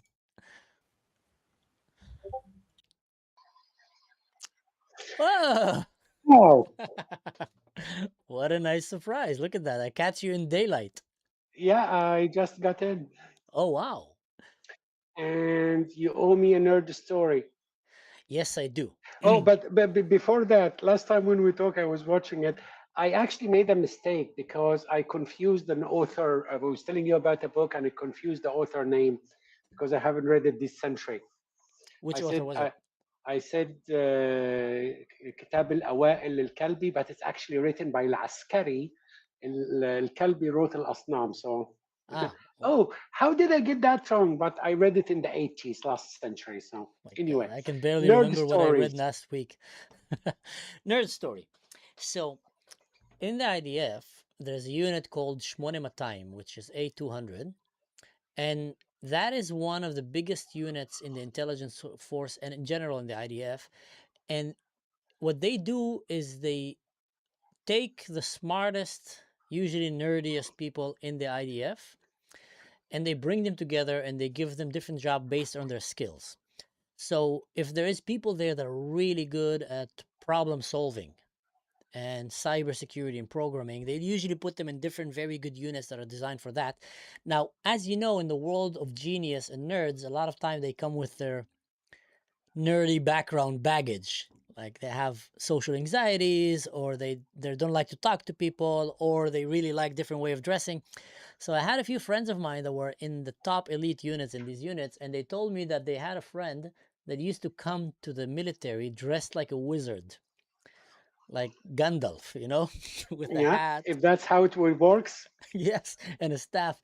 And I was an officer in the IDF in the Special Forces, so we were not that strict about codes, like, you know, uniform and stuff. But I said, like, did like the sergeant in charge of like the discipline, you know, did he allow him? I said, listen, man, some of these people are just so smart and they're so weird that all of his life he's been dressed like a wizard. That's his identity. And if you will tell him he can't, he will say F you and he will just not do anything. So the IDF was smart enough to even allow them to come. Said, doesn't mind, you want to be dressed like Gandalf, you want to be dressed like, I don't know what, unicorn, come as you are. We want to harvest your brain power and give you like free realm, like to go and do like crazy stuff. And it became like a dream place for these groups because they will come there and all of a sudden, if at school, they'll be bullied. And, you know, in the streets, they will feel like a bit outcasted. But all of a sudden, they come to a place where appreciate their intelligence, give them the freedom to be who they are. Because for a lot of normies, you need people to think outside the box. Yes. But what you're talking about, they said, what box? Yeah, these people don't even know the boxes exist. It's like, what box? Yeah. There is a book I read. I believe it's one of two, either The Genius of Israel or Thou Shalt Innovate, where there are three kids. I love the story. Google had a competition of landing a small rocket on the moon. Okay. And the one who does the cheaper, you know. So what they did, they couldn't launch it from Israel because it had to go east over Syria and Iraq. So they had to do it from Florida, but then it would be too expensive. So they hitched a ride with another rocket that's taking a satellite up, and then they used the moon gravity to slingshot the rocket on the moon. A small one, and it didn't, you know, in the landing in the last few meters, it crashed. Okay. And they were very happy. And people found that's weird. Why you're happy it crashed? Now we have a new problem to solve. That's very much, that's true. Like, It's like what? Because now we got a new problem. Those that I think the same kids back then, they were grown men now. The same one who decided we want to grow hummus on the moon. Yeah, yeah. It's But like, here's the thing. I think that's what when you were talking about Israel, and I was talking as well. Like that's I think the main strength of Israel, that it capital on its human genius and human skill. And if you want to bring the best out of humans, you should not box them into this is how a responsible, successful adult should behave. because one of one of the region problem, which Israel considered assets, it's you did see it probably before I even know it existed. The picture of the founding of Tel Aviv, 1909, when it was just sand dunes, nothing there. And you look at it now, because you use what the region considered to be population bomb, population increase to be managed. Israel considered an asset. So you really didn't need natural resource. You don't have water, doesn't matter. You don't have, doesn't matter. Whatever it is you don't have, the human asset the human ingenuity will make it. Yeah. And you read a story where here's a problem, guys, solve it. It's fascinating. For me, it was super impressive because when I went to the IDF, I passed the exams to be a fighter pilot. And I grew up in a poor family, not a Jewish family. And you think like in many other societies, I would never even get the chance to go to such a luxurious kind of filtering examination system for something so prestige. Like in Arab countries, they will take only the sons of the sheikhs and I don't know what, of the princes, and usually they're complete idiots, so they're not very good pilots. But when I went there, what really impressed me is that nobody cared if you're brown, if you're white, nobody cared if you have curly hair, straight hair, if you speak this accent or this, you're from Yemen, from Morocco, from Egypt, from Lebanon, from the nobody cared. All they cared is how you did in the exams, how you did in the psychological evaluation, how you did in the physical testing. And that was such a refreshing place for me to come, because as of high school, usually like every high schools in the world, usually the nerds are kind of pushed aside and the jocks and the popular ones, but then they come to real life and a lot of them don't really succeed in real life and things get different. And for me in the army, it was just such a good experience of kind of feeling that you're appreciated for your skill. Yeah, I've seen it. My last year was my first visit, and I went there with two American friends, and they had connections. So they took me to visit the 106 Air Base. Oh, wow. And it was hilarious. Imagine it was during the war, and there are two Americans walking in with an Egyptian. So I saw that assault, and someone was telling us a story about an airplane that had to land with one wing because it hit an enemy. He was telling, he said it hit an enemy fighter jet with the other wing, and the wing broke. I said, yeah, that was ours. He just looked at me and said, it was ours. It was in Yom Kippur War, the airplane you hit, that was ours. It was, but I saw the people where you couldn't categorize in anything other than be good at what they do. It was surreal experience to say the least. It's diversified. It's real diversity. Like even you see like a lot of female fighter pilots. There's a lot of what I like about Israel, it doesn't have political correctness, but it have a real diversity. So they will not try to push women to go to Navy SEALs because let's be honest, the chances of a female to be able to be as strong as Navy SEALs physically in endurance is almost impossible. So it's going to be silly to try. But you do have a whole platoon of women. We have, and actually right now, Cats or Kakal or something like that. Karakal, I tell you even what. Karakal. So that's what I'm saying. It's real diversity and not political correctness. You have Sayeret Matkal, which is like the Israeli SAS, and you have the Shayedet Shloshesre, which is like the Navy SEALs. Shayedet Shloshesre is just much more physical. It's people that need to be able to jump from a cliff into a stormy sea with like 50 kilos on their backs, swim against the current, fight underwater, come out and raid an enemy compound and come back. It's very physically demanding. They're smart, but they're very physical. Sayeret Matkal is like the SAS. It's actually much more about your brain and your intelligence and doing things behind enemy lines undetected. So we just had the first Sayeret Matkal female that entered that unit, because they came and realized what actually she brings a lot of power. The enemy will expect to have only like deadly lethal men, and now a woman can come and completely turn them off. So when it fits, it fits. When it doesn't, it doesn't. So you have female that are in combat units in the brigades. That's okay. You know, they can do that pretty well. They have a lot of tank commanders that fought in October 7. Because you increase the individual capacity to join the elite instead of lowering the elite capacity so the lower one can join in. Exactly. So that's what I mean. It's like a combination of diversity in its real form without political correctness and all the nonsense around, the woke nonsense. But the reason for that is because we're just constantly at war. We have no chance to like play stupid games. But again, I said you manage from the very beginning to recognize your biggest asset is the human capital. Yeah, yeah. And they are precious, and we need every single one of them to be at their best. So yeah. Hey, listen, I don't know if I sent you a message on X, but I want us to see if we can schedule one time a call, because I want to hear like about Yasser Arafat and the Muslim Brotherhood in depth from you, and in general, just if you send me a message today, I probably would have said not in the next 3 weeks. Oh no, why? I'm in Israel. You're in Israel?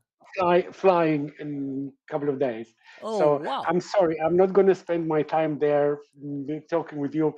I'll enjoy my time there, and then after I come back, we can talk. I'm jealous of you. So actually, Unless you want to do it face to face, then take a holiday, come over. I wish. So maybe I can ask you right now, if you don't mind. You have a time, or you're Yeah, I have a time, always. Who is Yasser Arafat? He's an Egyptian, right? Short answer is we really don't know, because his entire childhood was erased. And the name, his Al-Qudwa Al-Husseini, apparently related to Husseini, might be just the family. And he came to prominence during the what they call in Arabic Ma'arakat al-Karama, the attacks from Jordan across the borders. 68, no, sorry, 64, early 64. And he was appointed as Amin al-Husseini's protege. And Amin al-Husseini had him as a young lad. So as the his same protege. guy that went to meet Hitler?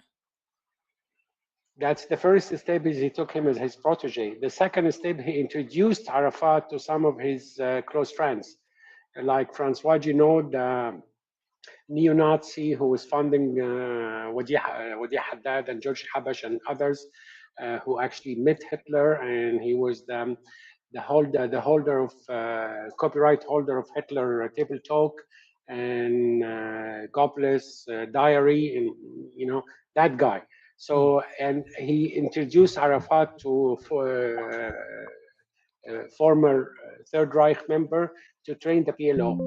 And he was pushed and polished to be the only representative of the Palestinian people.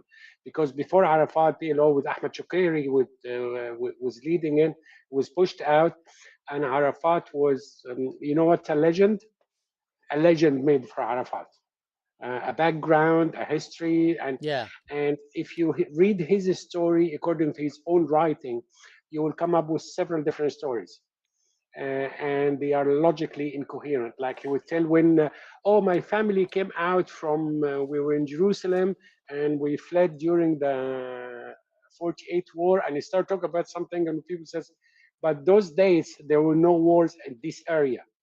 So when you're making stuff up, you get dates wrong and stuff like this. So the best we know is he was born in Cairo and later on became quote unquote Palestinian. There was a lot of help by the Romanian intelligence during Andropov.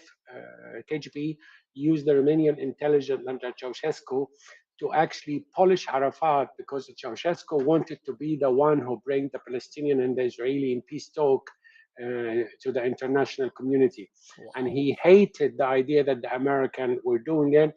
It got to a point where he tried to recruit Jimmy Carter's own brother to work for the Romanian intelligence. And the guy he used with the head of the Romanian intelligence at the time was the Mihai Ian Pasipa.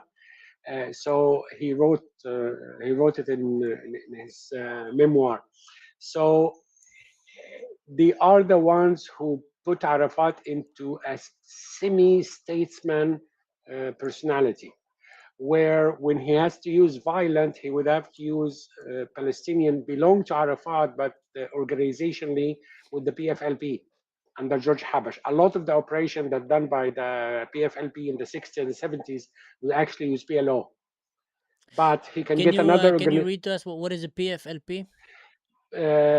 Popular Front for Liberation of Palestine are the Marxist ones. The George Habash, Wadi Haddad, the airplane hijacking and stuff like this. So Arafat has his own people inside. So when they do it, they said, "Oh, those were not Fatah, دول جبهة شعبية." And he tried to pretend or to give the image that he's a peace-loving man. He just wants politics and negotiate, but will do the violent activity through other faction. Seems like someone made a really good job of creating a cover story for a con artist. You really, one of the books that goes into details about this is Red Horizons by Ian Mihai Pasipa, because I didn't read the book until a friend of mine introduced me to him. The book is mind-blowing because he was the head of the Romanian intelligence and he defected to the United States. And he was the guy working right under Ceausescu. And he telling you the stories, including, smuggling weapons to the PLO and smuggling Libyan weapons to them, and the extensive that of the stuff he told. There were $2 million bounty on his head, 1 million by Gaddafi, and the other one by the Romanian. On Arafat or on this? No, in Mihai Pasipa. So when Gaddafi puts $1 million hit on a Romanian, because he really knew what he was talking about, and he wrote it all down. So do you think it's safe to assume that the entire creation of the Palestinian ideology was heavily tied with Nazi and Marxist ideology? First step with Nazi, because in before 48, Russia, the Soviet Union supported early foundation of Israel because they thought, oh, we're going to get the communist utopia here. They start from scratch, as the kibbutz would be socialist and the rest. But when they start having an open market economy, then they dropped them, and then they sided with the Egyptian post 48, and they dropped the Nazi lost, and the Arab went on with the Soviet. So again, the Soviets were using them into cartel American influence in the region. And they didn't want to do it directly, so the KGB, through the Romanian intelligence with the Egyptian intelligence, created and manufactured the PLO. There is an article, I'll send you an image of it, in a Dutch magazine by Ahmed Shaqiri, one of the founder of Fatah, who says, oh, the whole Palestinian identity, we created it for political reasons. Because until 1950, they would refuse to use it. It was created later because early post-World War II, there was the hobby horse of Andrew Jackson and Vladimir Lenin, the whole idea of self-determination. Oh, every group have the right for self-determination. That was the 14 point of Andrew Jackson, Woodrow Wilson, sorry, not Andrew Jackson, of Woodrow Wilson and Lenin. Lenin wanted it in order to get all the small ethnic groups, so break the UK into 4 different countries, break Germany, break Catalonia, and then all the rest. Wilson wanted for a completely different reason. So, but post 50, the hobby horse with the nation states. So having the Palestinian remaining as part of the Arab Ummah, as they did in the 30s and 40s, is not going to work. So they curated or backtracked or created a legend of indigenous group called the Palestinian people, which is extremely weird because read the UN or the UNRWA definition of a Palestinian. Anyone who lived in that area and mandate from 1946. Because if you go back before that, there is in the UN document, there is a complaint by Tawfiq Bey al-Hurani, the governor of Haran in the 30s. Their entire villages in Haran were emptied because the people crossed the border of Syria to work in Israel, or the mandate at the time. Because in the 30s, you had a global recession, but there is one tiny little place where you have people are actually managing and building. And so economically, it was better economic situation than in Syria. So a lot of Syrian just, and if you try to recognize them as anybody who was born in under the British mandate, half the people would have left because they were not from there. They are the Egyptian worker who came with the British to build the railway road and the roads and the British military bases, or the Syrian he cared for economic base. All of this under the British mandate. Or the Romanian who fled the Ottoman massacre in 1915 because they fled to Lebanon. You know, in Beirut, you have the area of Daura, the Armenian quarter, and some of them fled to Jerusalem and Galilee. So if you consider anybody born here, a lot of them were not born there. No. So you consider it as, the people who were here from 46 and lost everything. Then you created an entirely new group of people with some of the weirdest rights that doesn't exist to any other group. You know, like the whole right of return. Yeah. That doesn't exist to any other group. During the Korean War, there are 3.5 North Koreans fled or kicked out to South Korea. They have no right to return. 3.5 million. Yeah, and during the Second World War, there's area of Germany, East Germany, became part of Poland, and about 8 million ethnic German were expelled from it to Germany. They have no right to return. There is 9 million Poles living in Chicago, were kicked out of from Russia. They have no right to return. There are 1.6 million Greek and Turkish went on from 1920 population exchange. Neither of them has right to return. The only group of people in human history who have right to return to another sovereign state is the Palestinian. Why is that? I mean, especially when you have such a vast Muslim world with so many Muslim countries. Logically, I don't know, but my personal opinion is when in 1949, when the armistice agreement, they sent the international community, they sent Folk Bernadotte, a Swedish count.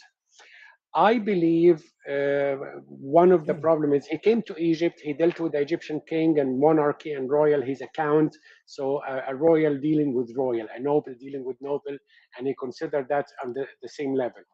And then after that, he went in 49 to Israel and meeting with the new heads of the state of Israel, which were 3 years prior were just refugees in Europe.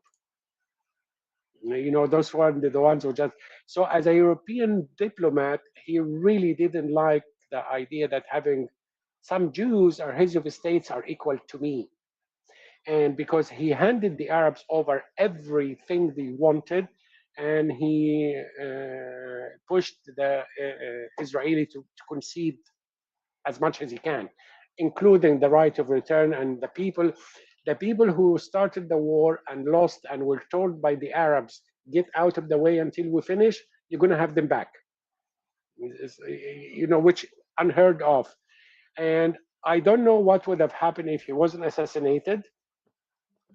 He was assassinated in Jerusalem. But Who was I think assassinated? Folk Bernadotte. Mm-hmm. I think Aragon killed him because the condition he put at the armistice was absolutely brutal. And since then, um, the Arab insisted in having the UNRWA and the right of return in order to keep 1948 war alive. It still technically is not over in the Arab side. So the refugees are not settled. They were not allowed to settle in any country. It was illegal to have them as take citizenship, including Jordan. And even when Jordan did give them citizenship, one of the weirdest things happened, and nobody talk about it, and a lot of people don't know about it. In July 31st, 1988, at midnight, there were 1.5 Jordanian citizens in Judea. 1 minute later, there were 1.5 million refugees. Jordan revoked their citizenship and they became refugees immediately. Why? Because Jordan occupied Judea in 48 and they tried to annex. There was a conference called Jericho Conference where the leadership of the Palestinian asked Jordan to annex it. And they did, and there are only two countries recognized the annexation, Britain and Pakistan. And everybody else didn't. And they renamed it West Bank. Started first with a small W and a small B, and then they capitalized, which was illegal, but that's what happened. And they give them Jordanian citizenship and consider it part of Jordan.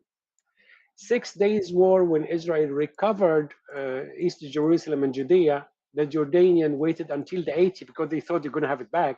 Waited until 88 and they revoked their citizenship. So no, those are now in Judea or the West Bank.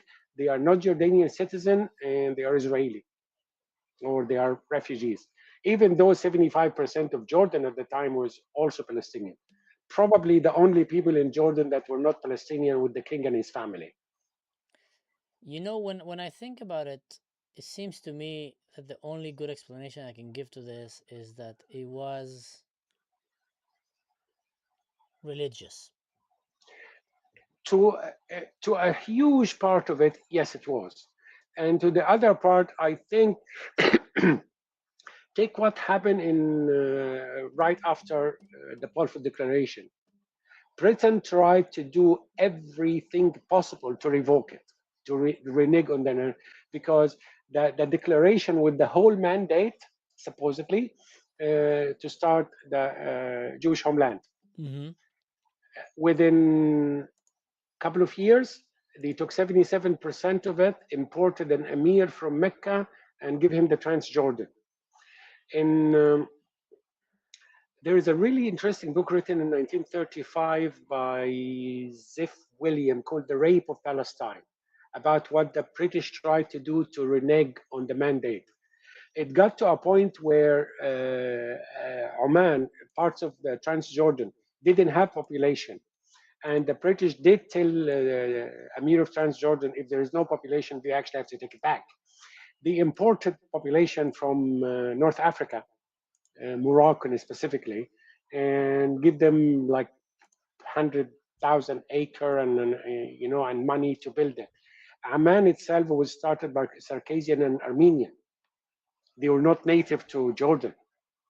So you took part of the mandate and you imported a king and a population to inhabit it, and you expelled any Jews who living east of the Jordan, and you banned them from living anywhere east of the Jordan.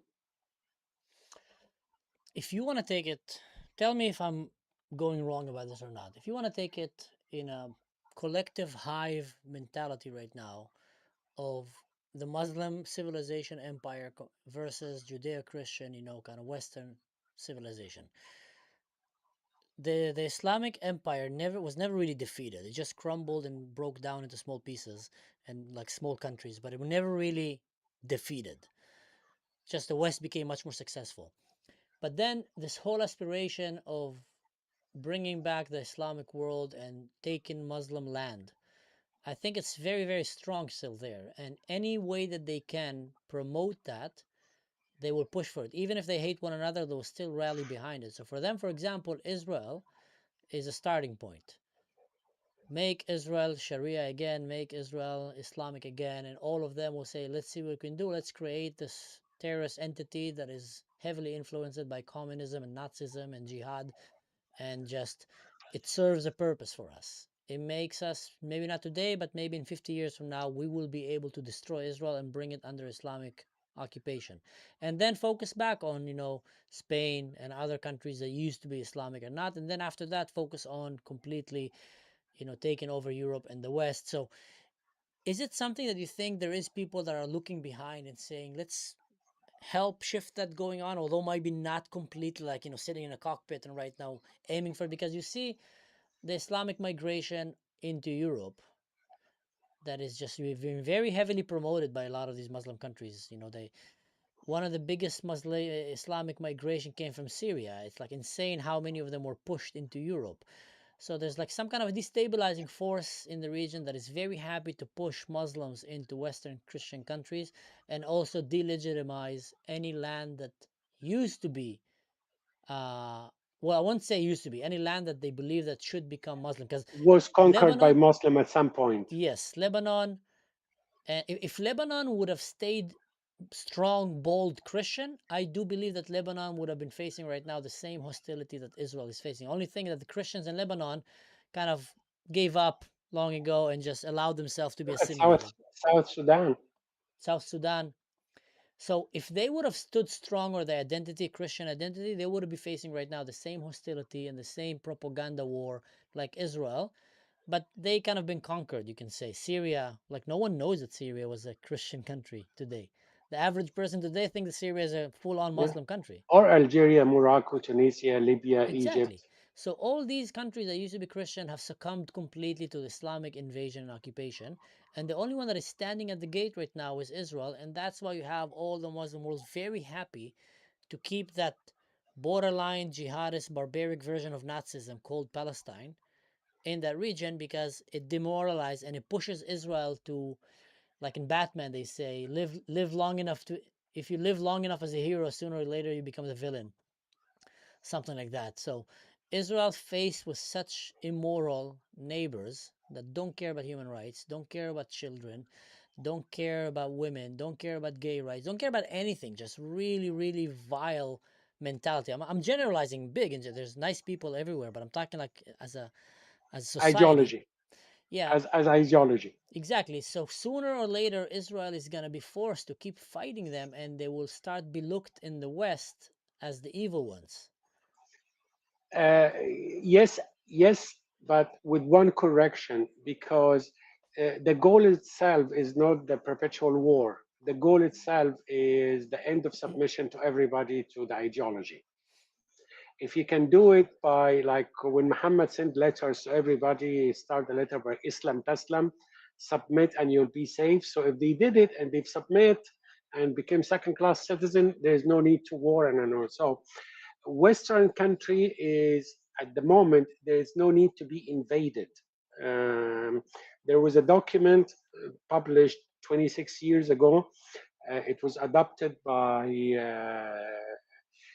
the Ninth Islamic Council in Doha. I will send you a link to it on a DM. It's called the Strategy of Muslim Community in Non-Muslim Countries. And they were telling you the purpose of it is try to inoculate Muslim community in non-Muslim country against assimilation and against becoming part of the society, because they consider them the front line of the ummah. So it's the language where they're telling you, we having these people to represent an Islamic nation, not to be part of your society. Yes, they were work in education. They're telling them education, run for office, work in media, work in everything, but never assimilate, never be part of that society. Those, and you will see the result. And the other thing was teaching language, Islamic Center. You will see the result after 26 years. There are certain cities around Europe and in America completely changing the demography. And the people who change the demography might not be even aware they are part of a bigger strategy.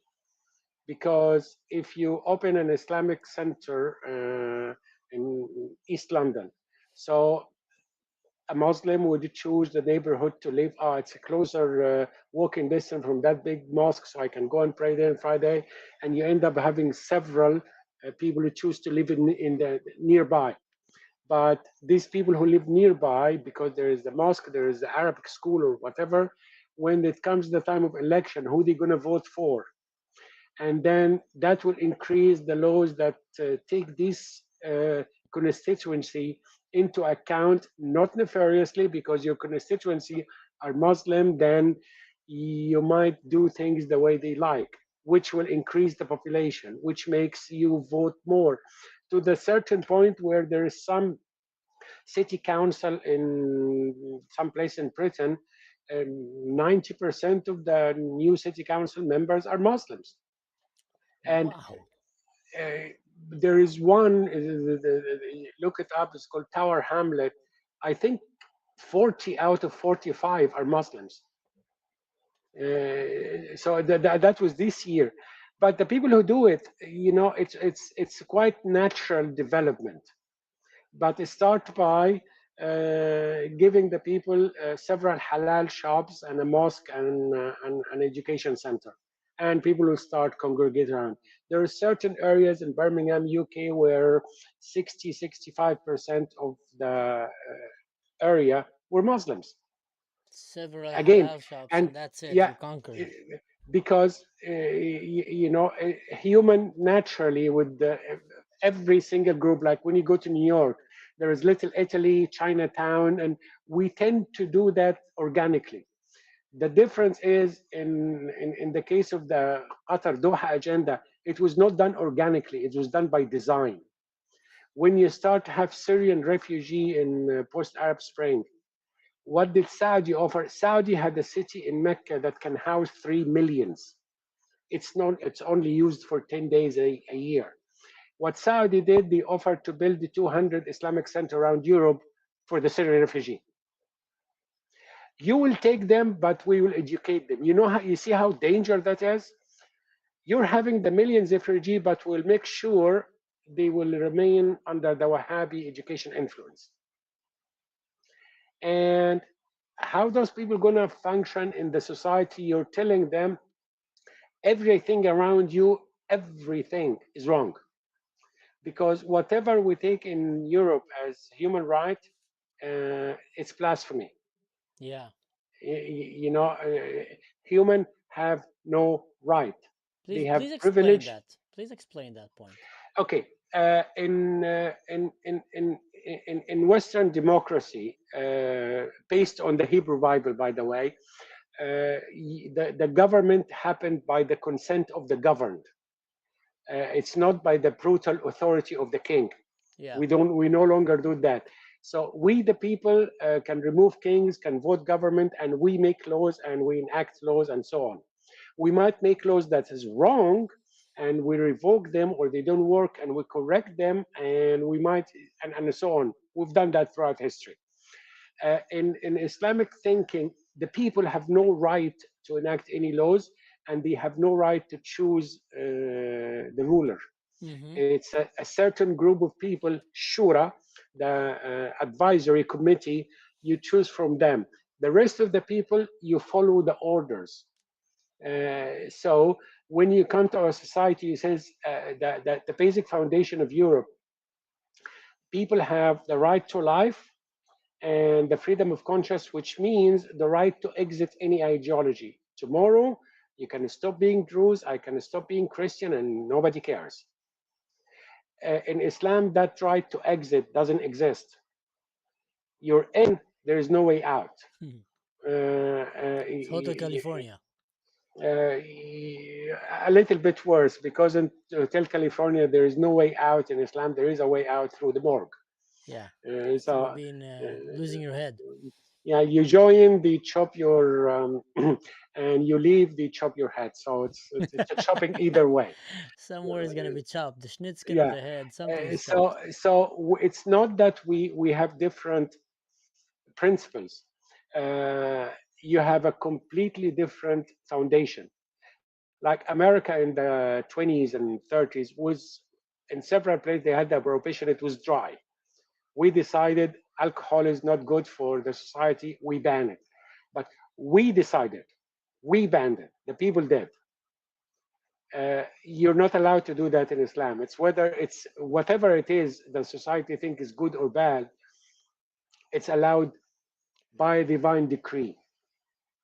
So, like in recent years, Egypt and Iraq, for example, they couldn't have a minimum age of marriage because it's not supported by Sharia.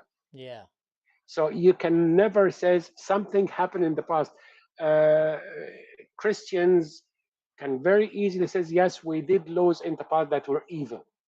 Slavery was evil, and anybody who defended was evil. End of the story. Even if you tell me someone in the Bible, it was still evil. But I cannot do the same thing because I cannot call the first generation of Muslim practice something that's evil.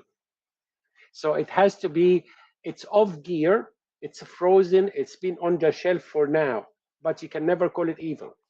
And also to come and claim that the perfect example for a human being to ever live and exist is Muhammad, and everything he did was exactly how you should do. Like, how can you run a modern society like that when you believe that murdering the parents of a little girl in front of her and then taking that girl when she's 6 years old and then sleeping with her when she's 9 and then going and doing the same on repeat and plundering and killing and stealing is the right Sorry, thing? you confused two girls.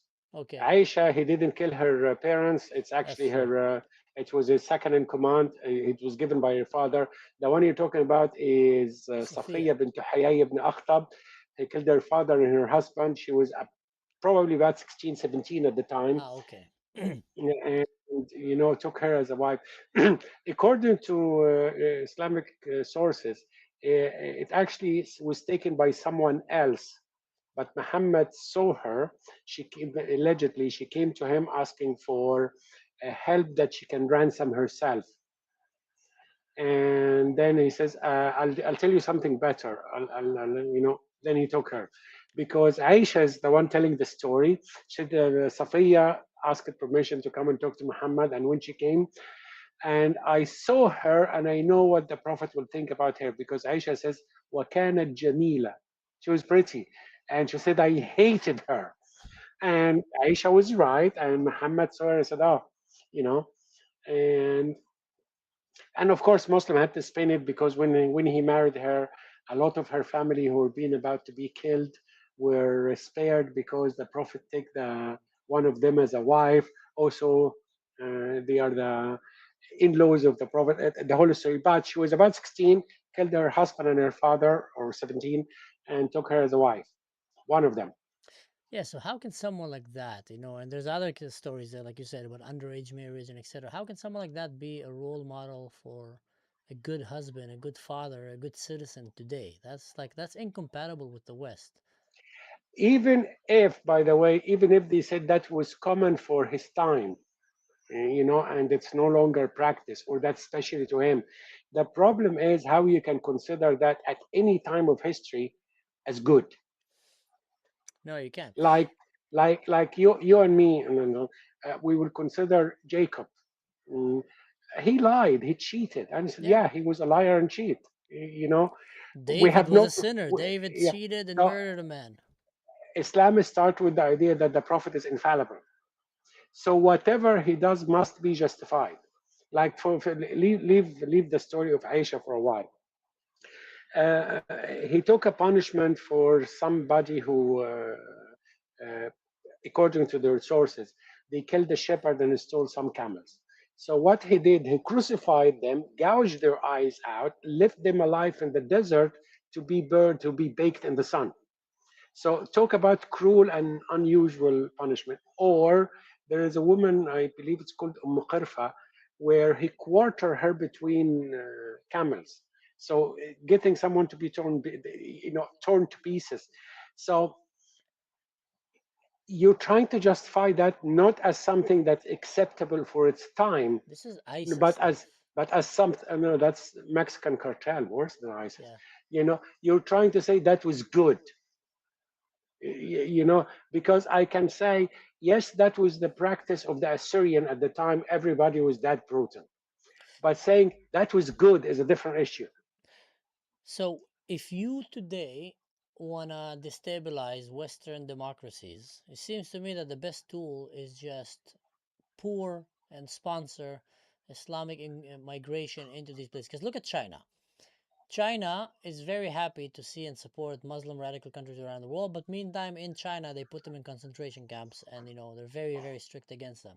Saudi Arabia was very happy not to welcome Syrian migrants, even though they could. That's their brothers and sisters, but they were very happy to sponsor Europe for hosting them inside, knowing what's going to happen. It's not like Saudi Arabia did not know the quality and the ideology of the Syrian people.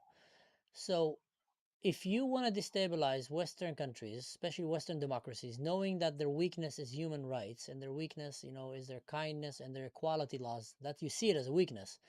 So just push Islam in there, push Islam. Start with a halal shop, 2 halal shops, a mosque, and sooner or later. Look much closer than Saudi and China. Look at Poland and compare Poland crime statistics with Germany or Sweden. And then compare Poland migration level with Germany and Sweden. One of the safest countries in Europe for women is Poland. And they were telling their president, oh, but you're racist and you're xenophobe. I said, I don't care what you're going to call me. My business is to keep my citizens safe. Because good, the Swedes are not are not being called racist, but they had IgE in 2024 more than Iraq. So you're talking about areas, Malmo and Stockholm, where people use hand grenades and IDE. In Germany, I believe that there is over 100 churches were burned in Germany over last year, and 30% of them were done by Islamists. So yeah, if the price of being not called xenophobe is sacrificing your citizens, yeah, call me all the names you like, because the price is too high. You're having people that not that they can't integrate, they don't want to, because there is every now and then you have someone saying the quiet part out loud, and they do tell you, we're not here to integrate, we're here to take over. Add to that the stupidity of Western democracy. In Germany, you were giving money to Erdogan's government to send you religious teachers to teach Muslim Germans. France, we're giving money to the Moroccan government to send Moroccan teacher with Moroccan curriculum to teach French Muslims. You were giving money to Al Azhar graduate, which is a government-run institution in Egypt, to teach Muslims in UK and America. So it's not only we're having curriculum and education that's run by a foreign state, Saudi, Egypt, Morocco, Turkey. We're paying for it. You're paying for your own suicide. You have, last I checked a few years ago, you have half a dozen countries in Europe, Germany included, are teaching Arabic in primary school. Yeah. And you're paying for it. So the language is a vehicle for an entire culture. And teaching them Arabic for what? Knowledge, information? Here is a numbering statistic that will make anybody quite sad, makes me sad. And I'm not going to ask you because I'm a nerd, I had to look it up, lots of people don't. The total number of books in Arabic books in print today globally is about 500,000 books. The total number in English books in print today is 158 million books. That's in English. That's in English, just English. The total number of books printed in Arabic language is about 15,000 a year, at most. The total number printed in English language about 1 million a year. There is some Arabic-speaking country like Oman, they print 7 books annually. I read more books a month than they publish in Oman in a year. Wow. So teaching German or the idea that you're teaching them Arabic, you're assuming that Arabic is the main vehicle for Islam, which is not true. The vast majority of Muslims don't speak Arabic. Arabs are minority in the Muslim. And then you assume that this would going to give them access to knowledge that's not available in English. The problem is it's going to give them access to what? Ibn al-Qayyim, Ibn Taymiyyah, Ibn Abdul Wahhab, and Sayyid Qutb. Radical religious books of the past. So because the academic, philosophical, mathematic, all of these things, A is published in German, French, and English, and B is not translated into Arabic. So you're actually better off to teach them, because once you give people language, you're giving them access to the collective memory in this language. But insisting that, okay, all what you know is Arabic, and you have, by the time you catch up with the technology and science that's published in another language, it will take you centuries. Spain, tiny little country, the number of books Spain translated into Spanish every year equal to the number of books it translated into Arabic since the Abbasis. Wow. So you're seeing a culture that doesn't really support education. If anybody, or if you know anybody who didn't read Muqaddimat Ibn Khaldun, its introduction to history, should read it, because it's one of the foundation texts of sociology. And his opinion about Arab is that, because you have a mentality where the world itself is not a desirable place. There's a hadith Muhammad says, "كن في الدنيا غريب أو كعابر سبيل." Be in this world as a stranger or a passerby. This kind of mentality would make you think of what? Extract as much as you can. You're not putting roots, because what matter is the next life, not this. You're not investing in the, look at Europe in the Middle Ages and Europe today. Look at the building, the churches, the cathedrals you have in Germany. The people who built it didn't have enough people to fill it, because they were not building it for them. They were building for hundreds of years in the future. They were building a building that to last.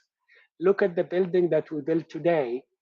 It wouldn't last 20 years, because our mind today, it's a global warming, we're going to be dead in 2012, whatever the number it is. So the mentality that this world is not lasting, therefore you don't have to invest in it and put roots, is devastating, destructive. You have, whether you have this mentality because of the global warming, or نحب الموت أكثر مما تحبون الحياة, we love death more than you love life. So I want to move. This world in Islamic thinking is an airport lounge. It doesn't matter how comfortable it is, but it's not where you want to stay. You want to catch your flight. Wow. You want to go back home. It's an airport lounge. Take Israel. Under the Ottoman, what happened to that land? It was really, look up 1920, the British mandate malaria. It was a swamp. Right after the first Aliyah in 1882, most Eastern European Jew who came left within 6 months, because the life expectancy for them became extremely low, because you get there, malaria marshes, you get bitten by a mosquito, you're gone. So they fled somewhere else until you actually drain the malaria swamp, because it was killing everybody. And for 5 centuries, the Ottomans couldn't care less. The locals couldn't care less. You had how many cities? 5 cities that was inhabited in the whole of the mandate. Shechem, Jerusalem, Upper Galilee. So, and the rest of it was just empty. The land of Israel under the Islamic occupation, the Ottoman, was basically a junkyard, a dumpster, a swamp full of malaria. And you put the people you don't like in it. Yeah, and all of a sudden the Jews come and they save the land, make it to a beautiful place, and all of a sudden they all want it. Yes, because and again, I'm so sorry. By the way, I'm really bad in asking questions. So if you want to stop me, you know think I No, want to I will interject. stop you if I need, but right now you're saying things that are very interesting, so it's very coherent. You know, the whole idea, which they will tell you over and over and over again, the Jews lived among the Arabs for a century, relatively peaceful. Okay, yes, there were pogroms, 15, 17, and here and there, but relatively peaceful. It depends on the, which is, it's actually extremely telling because it says your problem is not with the Jews, your problem with the Jews when they're sovereign. As long as they know their place and they are second-class citizen, you have no problem with them. Yeah. So you have a problem like you know, compare the reality when you will understand the joke. A lot of people in the West wouldn't. When they start talking about the greater Israel, as a Druze and as a Christian from Egypt, says don't threaten me with good times because look at the Druze rights in Lebanon, Syria, and the Christian rights in Egypt and in Israel. Yeah. So the greater Israel mean the minorities in the region will have the same right the minorities in Israel have. Will be protected. So, their children yeah. will be able to pursue their dreams. It's like don't threaten me with good times. So because if you're saying, oh, we want one state as long as it's be ruled by the majority, which means by Arab Muslim. Okay, how it's going to look like? Syria, Iraq, Egypt, Sudan, Libya, Tunis, Bahrain, Saudi. How it's going to look like? Find me one single country where there are people there. Look at the Shia in the east coast of the east of Saudi. You wouldn't know they exist because they have no such thing as rights. You know, look at the Sunni and the Shia in Bahrain, even though they are the majority, or any minority in Syria, or so you know. In order to solve the problem, imagine for a second the conflict is solved today, based according to exactly what everything the Arabs and the international community want. Okay, what's going to happen tomorrow? First, you're going to have the destruction of Israel because you want to send several million refugees into Israel. So you will destroy it economically, and most likely it would be followed by a Holocaust. Yeah. Second, you will destroy whatever Palestinian state you have because there are millions going to leave it and go into Israel. Third, you will destroy Jordan because 75% of Jordanians are actually Palestinian because those people are going to leave. So it will collapse structurally and economically and demographically. Fourth, you significantly damage Syria and Lebanon. So your solution will cause a Holocaust, destroy 3 countries, and structurally undermine 2 more. That's if you solve the problem. That's if really? you saw it through their eyes. Because if you solve it according to what they want, because the only thing that's keep torpedoing any negotiation is the right to return. Okay, that right to return will destroy Jordan, then the Palestinian, Judea and Gaza, because they said they're all refugee, and Israel. Those 3 countries gone. So it seems to me, as an outsider, you know, it's not that the conflict or the problem is complicated and it's not being solved. It seems to me that actually the system is functioning as it was designed for. I do think Western countries have Israel as a whipping boy, and they are decide to sacrifice Israel, the Jews, to the Arabs. If that's if giving up Israel what guarantees with us a nice good relationship with the Arabs and the energy, will do that. Because nothing else explains it to me. In the recent weeks, the love story and the love songs I hearing about Qatar from some Western politician It's like, don't you have an intelligence agency to tell you what kind of country Qatar is, where you actually have a modern day slavery, you have funding of terrorism everywhere, you have even Arab country consider Qatar to be their enemy of Saudi, Kuwait, Emirates, and Egypt for some point. You have a Muslim Brotherhood educated leaders.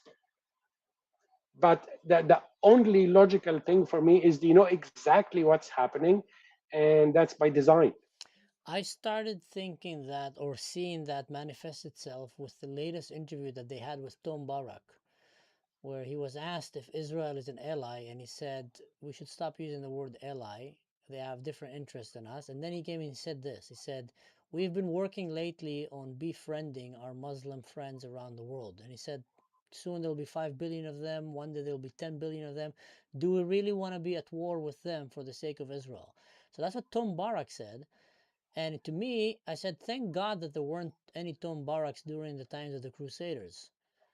Because then Europe will be Muslim right now.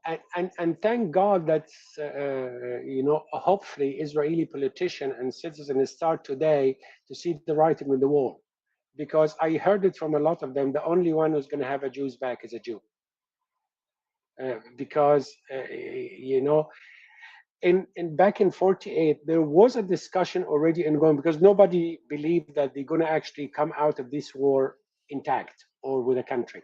And there was a discussion going on to have a protected city in Hebron, probably like the Vatican, for whoever survived the war. Because explain it to me, having 500,000 refugees just came out of the Holocaust, and you put them under embargo, army embargo against 5 countries and 7 armies. What was expected? You know, it's like, okay, guys, the Holocaust is not over. You got 500,000 of them here. Finish them off. And that's, you know, again, I'm not saying that's what they said in public. I said it seems to me as an outsider looking at this, if I am a Jew living in under the mandate, and by 12 hours or 16 hours from the independence against this war, and I'm looking at it, I'm seeing 5 armies, 5 countries, 7 armies, including some Nazi volunteers. The only thing will be crossing my mind was the world want us dead. Yeah, it's not over. That's a very interesting. That's a very interesting take, man. That's a very interesting take.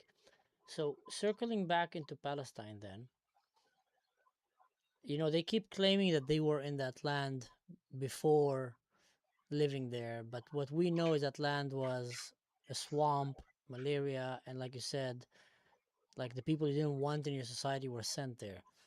But now Israel came and saved that place and made it like, you know, a beautiful oasis in the desert, and they all want to come and take it from Israel.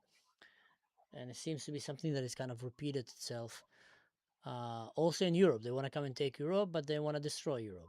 They want to come and take America, they want to destroy America. They don't write books, they don't support science. They believe that the role model for the best way to live your life is a guy that was a warlord that have sexual issues that lived, you know, 1,400 years ago. And now we're seeing, here's actually, you know, I wanted to tell you something. Have you heard of this controversial movie that came out now called Citizen Vigilante? No, I looked You'll up. Tell me find it about it. interesting. So this is a movie written by a director named Owe Boll, who's a German guy, very hated director in Hollywood. He made like weird action movies most of the time about computer games and action movies, but he have quite serious actors with him, from Dolph Lundgren to others. And now he came and he made a movie about an American citizen that comes into Europe and start hunting down these gang rape Muslim kind of groups and executing them. And he becomes a vigilante for the people of Europe that are saying he's a hero, he's bringing justice, and he's wanted by the government. So this movie got banned in Germany, even though it doesn't have more violence than RoboCop or Rambo or Men on Fire, you know, but it got banned for political reasons. But then Elon Musk tweeted the movie. And that movie right now is the second most gross kind of movie in the US because it's going viral. Yeah, Now, because when fiction matches reality, it scares some people. yeah, it scares a lot of It's like, people. I've you watched some know, clips of the movie. You know, it's violent. But I can see how this movie will talk to many frustrated Europeans, especially in the UK or in Germany. And that's why they're so afraid of letting it out, because it might make people realize the incompetence of the government, but also incite violence towards migrants, which I don't support. I think if it was government incompetent, it would have been forgiven, because the government is taken from the people, and if they are competent, it means we're not having the best and the brightest working. But when you see it's actually a government cover up, active cover up, because and the recent investigation in the UK proved that there was a police cover up, and it went on for a very long time. Then the people feel the most basic thing the government actually is there for. We consent to the government in order to be protected. This basic foundation thing is like, no.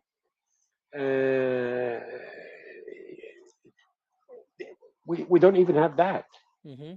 So, but the point you made, we actually have a documented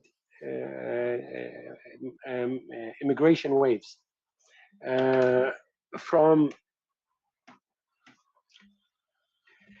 starting with Egypt, 1798. When the French invaded Egypt, there were thousands of people fled the north and they went to Gaza, and because of the invasion. And then Muhammad Ali started the forced labor, and there's people in the Delta fled again to that region. And then by 1830, you have the Egyptian-Ottoman War, which Ibrahim Pasha takes about between 120 to 140,000 Egyptian and Sudanese with him to settle the West Coast. And it went on for 9 years. And then you have another wave in 1830 and another wave from Algeria. Abdul Qadir al-Jazairi, Amir Abdul Qadir al-Jazairi came and lived in Damascus, and thousand or couple of thousand of the people who came with him settled in the Upper Galilee.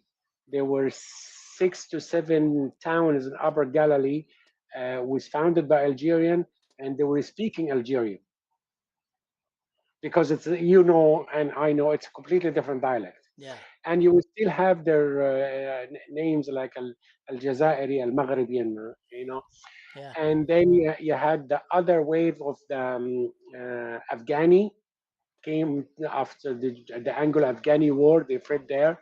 You have another war with the Russian Empire war against the Circassian, like the Nashashbi family. They are Circassian, Sharaksa. And then you have the Armenian, and then you have the Bosnian after the Ottoman Habsburg War. So those are the ones who came fleeing war.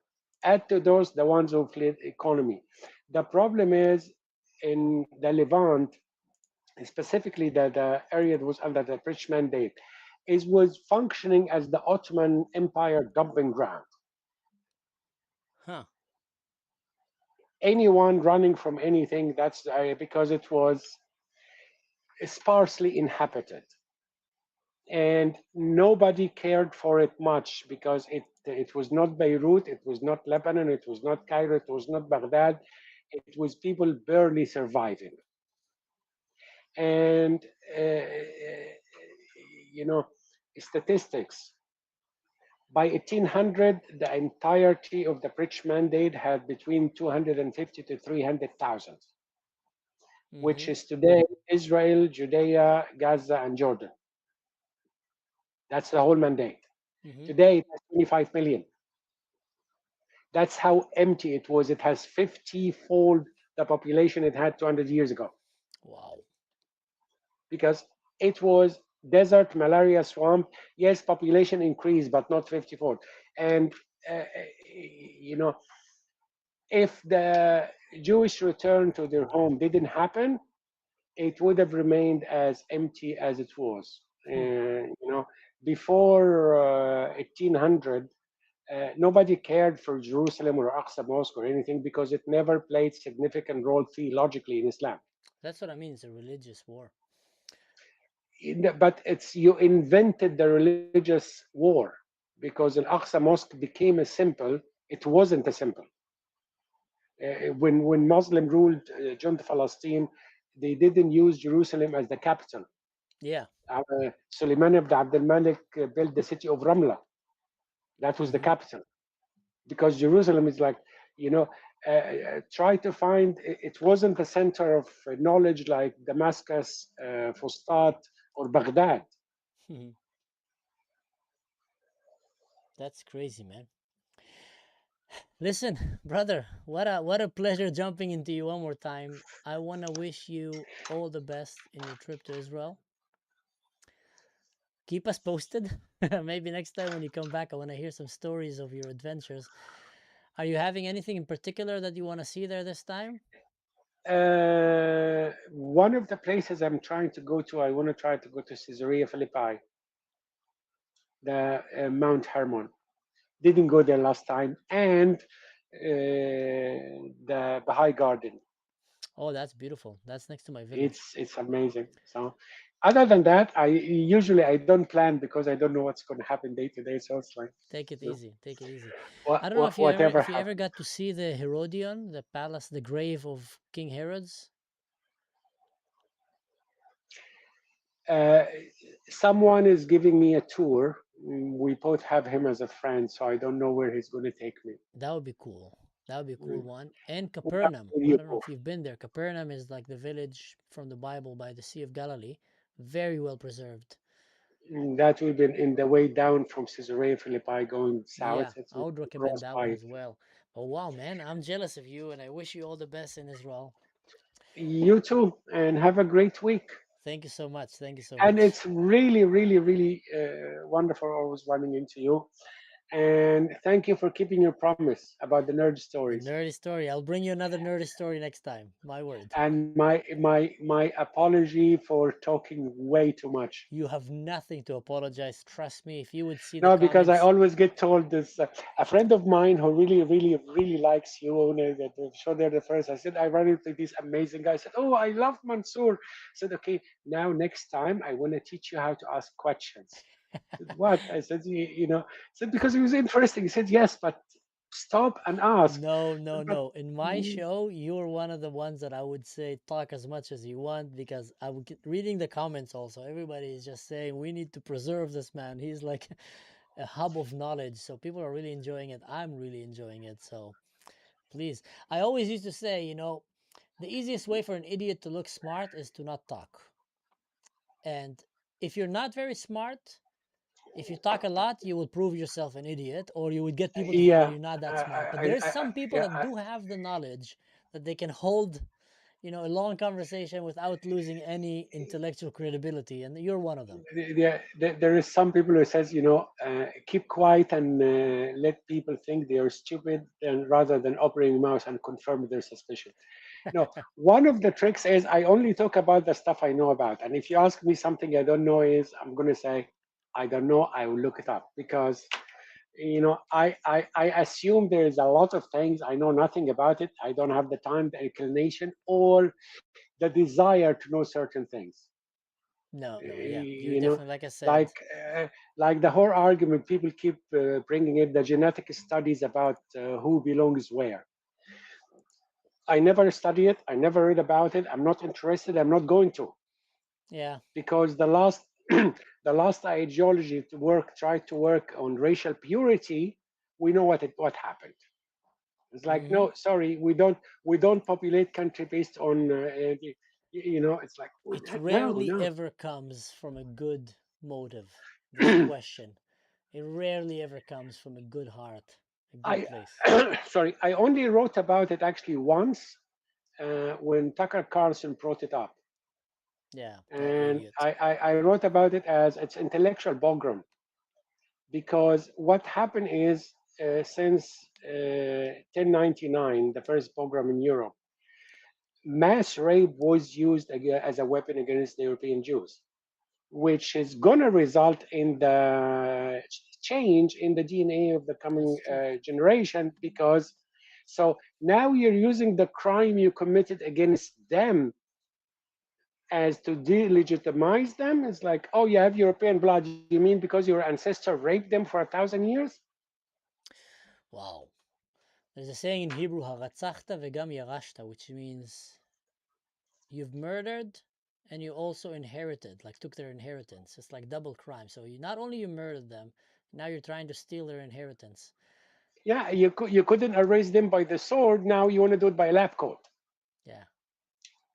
Modern day Anyway, anti-Semitism. Mansour. Shukran jazilan, Shavua ya tov. ammi. Thank you so much. Enjoy your time in Israel, and I can't wait to hear back from you. God bless. Bye. Bye. What a cool conversation, guys. Amazing. I'm so happy I got to meet this guy again. Okay, by the way, if you haven't, oh, look at that. Perry. Listen, look at that. Look at that. If you guys haven't joined my Discord, I opened a Discord channel yesterday with your help. You were there with me when I opened it. And now we have it. And if you haven't joined it, go and join it right now. I've even upgraded it today a little bit, and I've added rooms. Oh, I'm learning, boomer. Don't judge the boomers, okay? And I added rooms. Here, I'll show you. Here we go. The Ashka show. So I got the spawn point where you're gonna come in and you can start waving and sending me cool emojis. Discussion room where we can talk about stuff. Anything you want to talk, you want to share, you want to bring up, like that would be the place for you to go and join the discussion room. Here, I'll show you in a second. Excellent. Excellent. And in this discussion room, you know, it's a place that we recommend free speech and just talking. And then you have categories: US, Lebanon, Syria, Palestina, and Narnia. I chose that name because I find it fitting. Palestine. There's no such thing as Palestine. There's Palestine. Iran, Europe, EU, gaming. If anyone likes gaming and want to share some insights about games that I recommend or want to play together even. And ideas for videos. If you have ideas that you think would be good for me to give my attention to and make a video about it, then just come and share it and I'll be more than happy to do it. So that's going to be in ideas for videos and also an audio. You can guys go in and talk and discuss and we can share things together. How do I stream mode is enabled? Username has been truncated. I don't know what that means. What I want to do is how do I invite to server? I'll put the link here and you guys can join.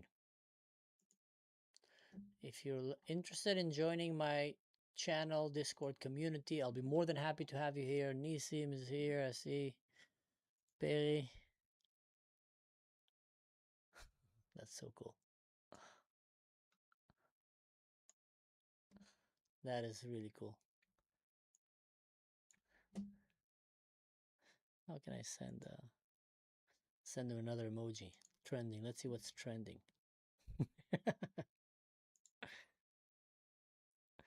Yep. All right, guys, I want to thank you so much for sticking around. That was a great episode, I find, and I'm going to keep you updated about what's happening in Lebanon. There's big things happening in Lebanon. I'm going to take a break now. And last night, I was too tired. I couldn't continue playing. It was just, too late. But now I'm going to try to do my next stream. I'm going to stream a game that I'm going to play with two friends if they want to be streamed. My problem with a lot of my friends is usually they get shy before we do a stream, so then I don't mind, I'm here to play and enjoy my time with them. But if they want to be, we'll stream it. So whoever is interested in watching some interesting game, this game is going to be called Sand. It's a survival game in the deserts with mech warriors and robots, steampunk, and a lot of teamwork and fun. But until then, guys, stay safe, don't do anything stupid, and see you next time. And oh, don't forget, join my Discord, please. If you want to join and help this channel keep growing, it will be a great thing to do. Just joined. Let's see. Waves. Send the highs. Mickey? Are you Mickey? Mickey joined the party. Hello, Mickey. The name of the show is the Ashka Show. That's the name of the Discord channel. And I shared the link here. Shalom Chaverim, Long Beleri. I have the same picture.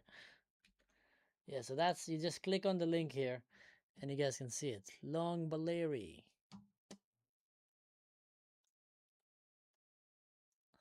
That's cool. I think I've seen that picture in some of the chat rooms and YouTube. Cool hairstyle. All right, guys, stay safe. See you next time. Don't do anything stupid.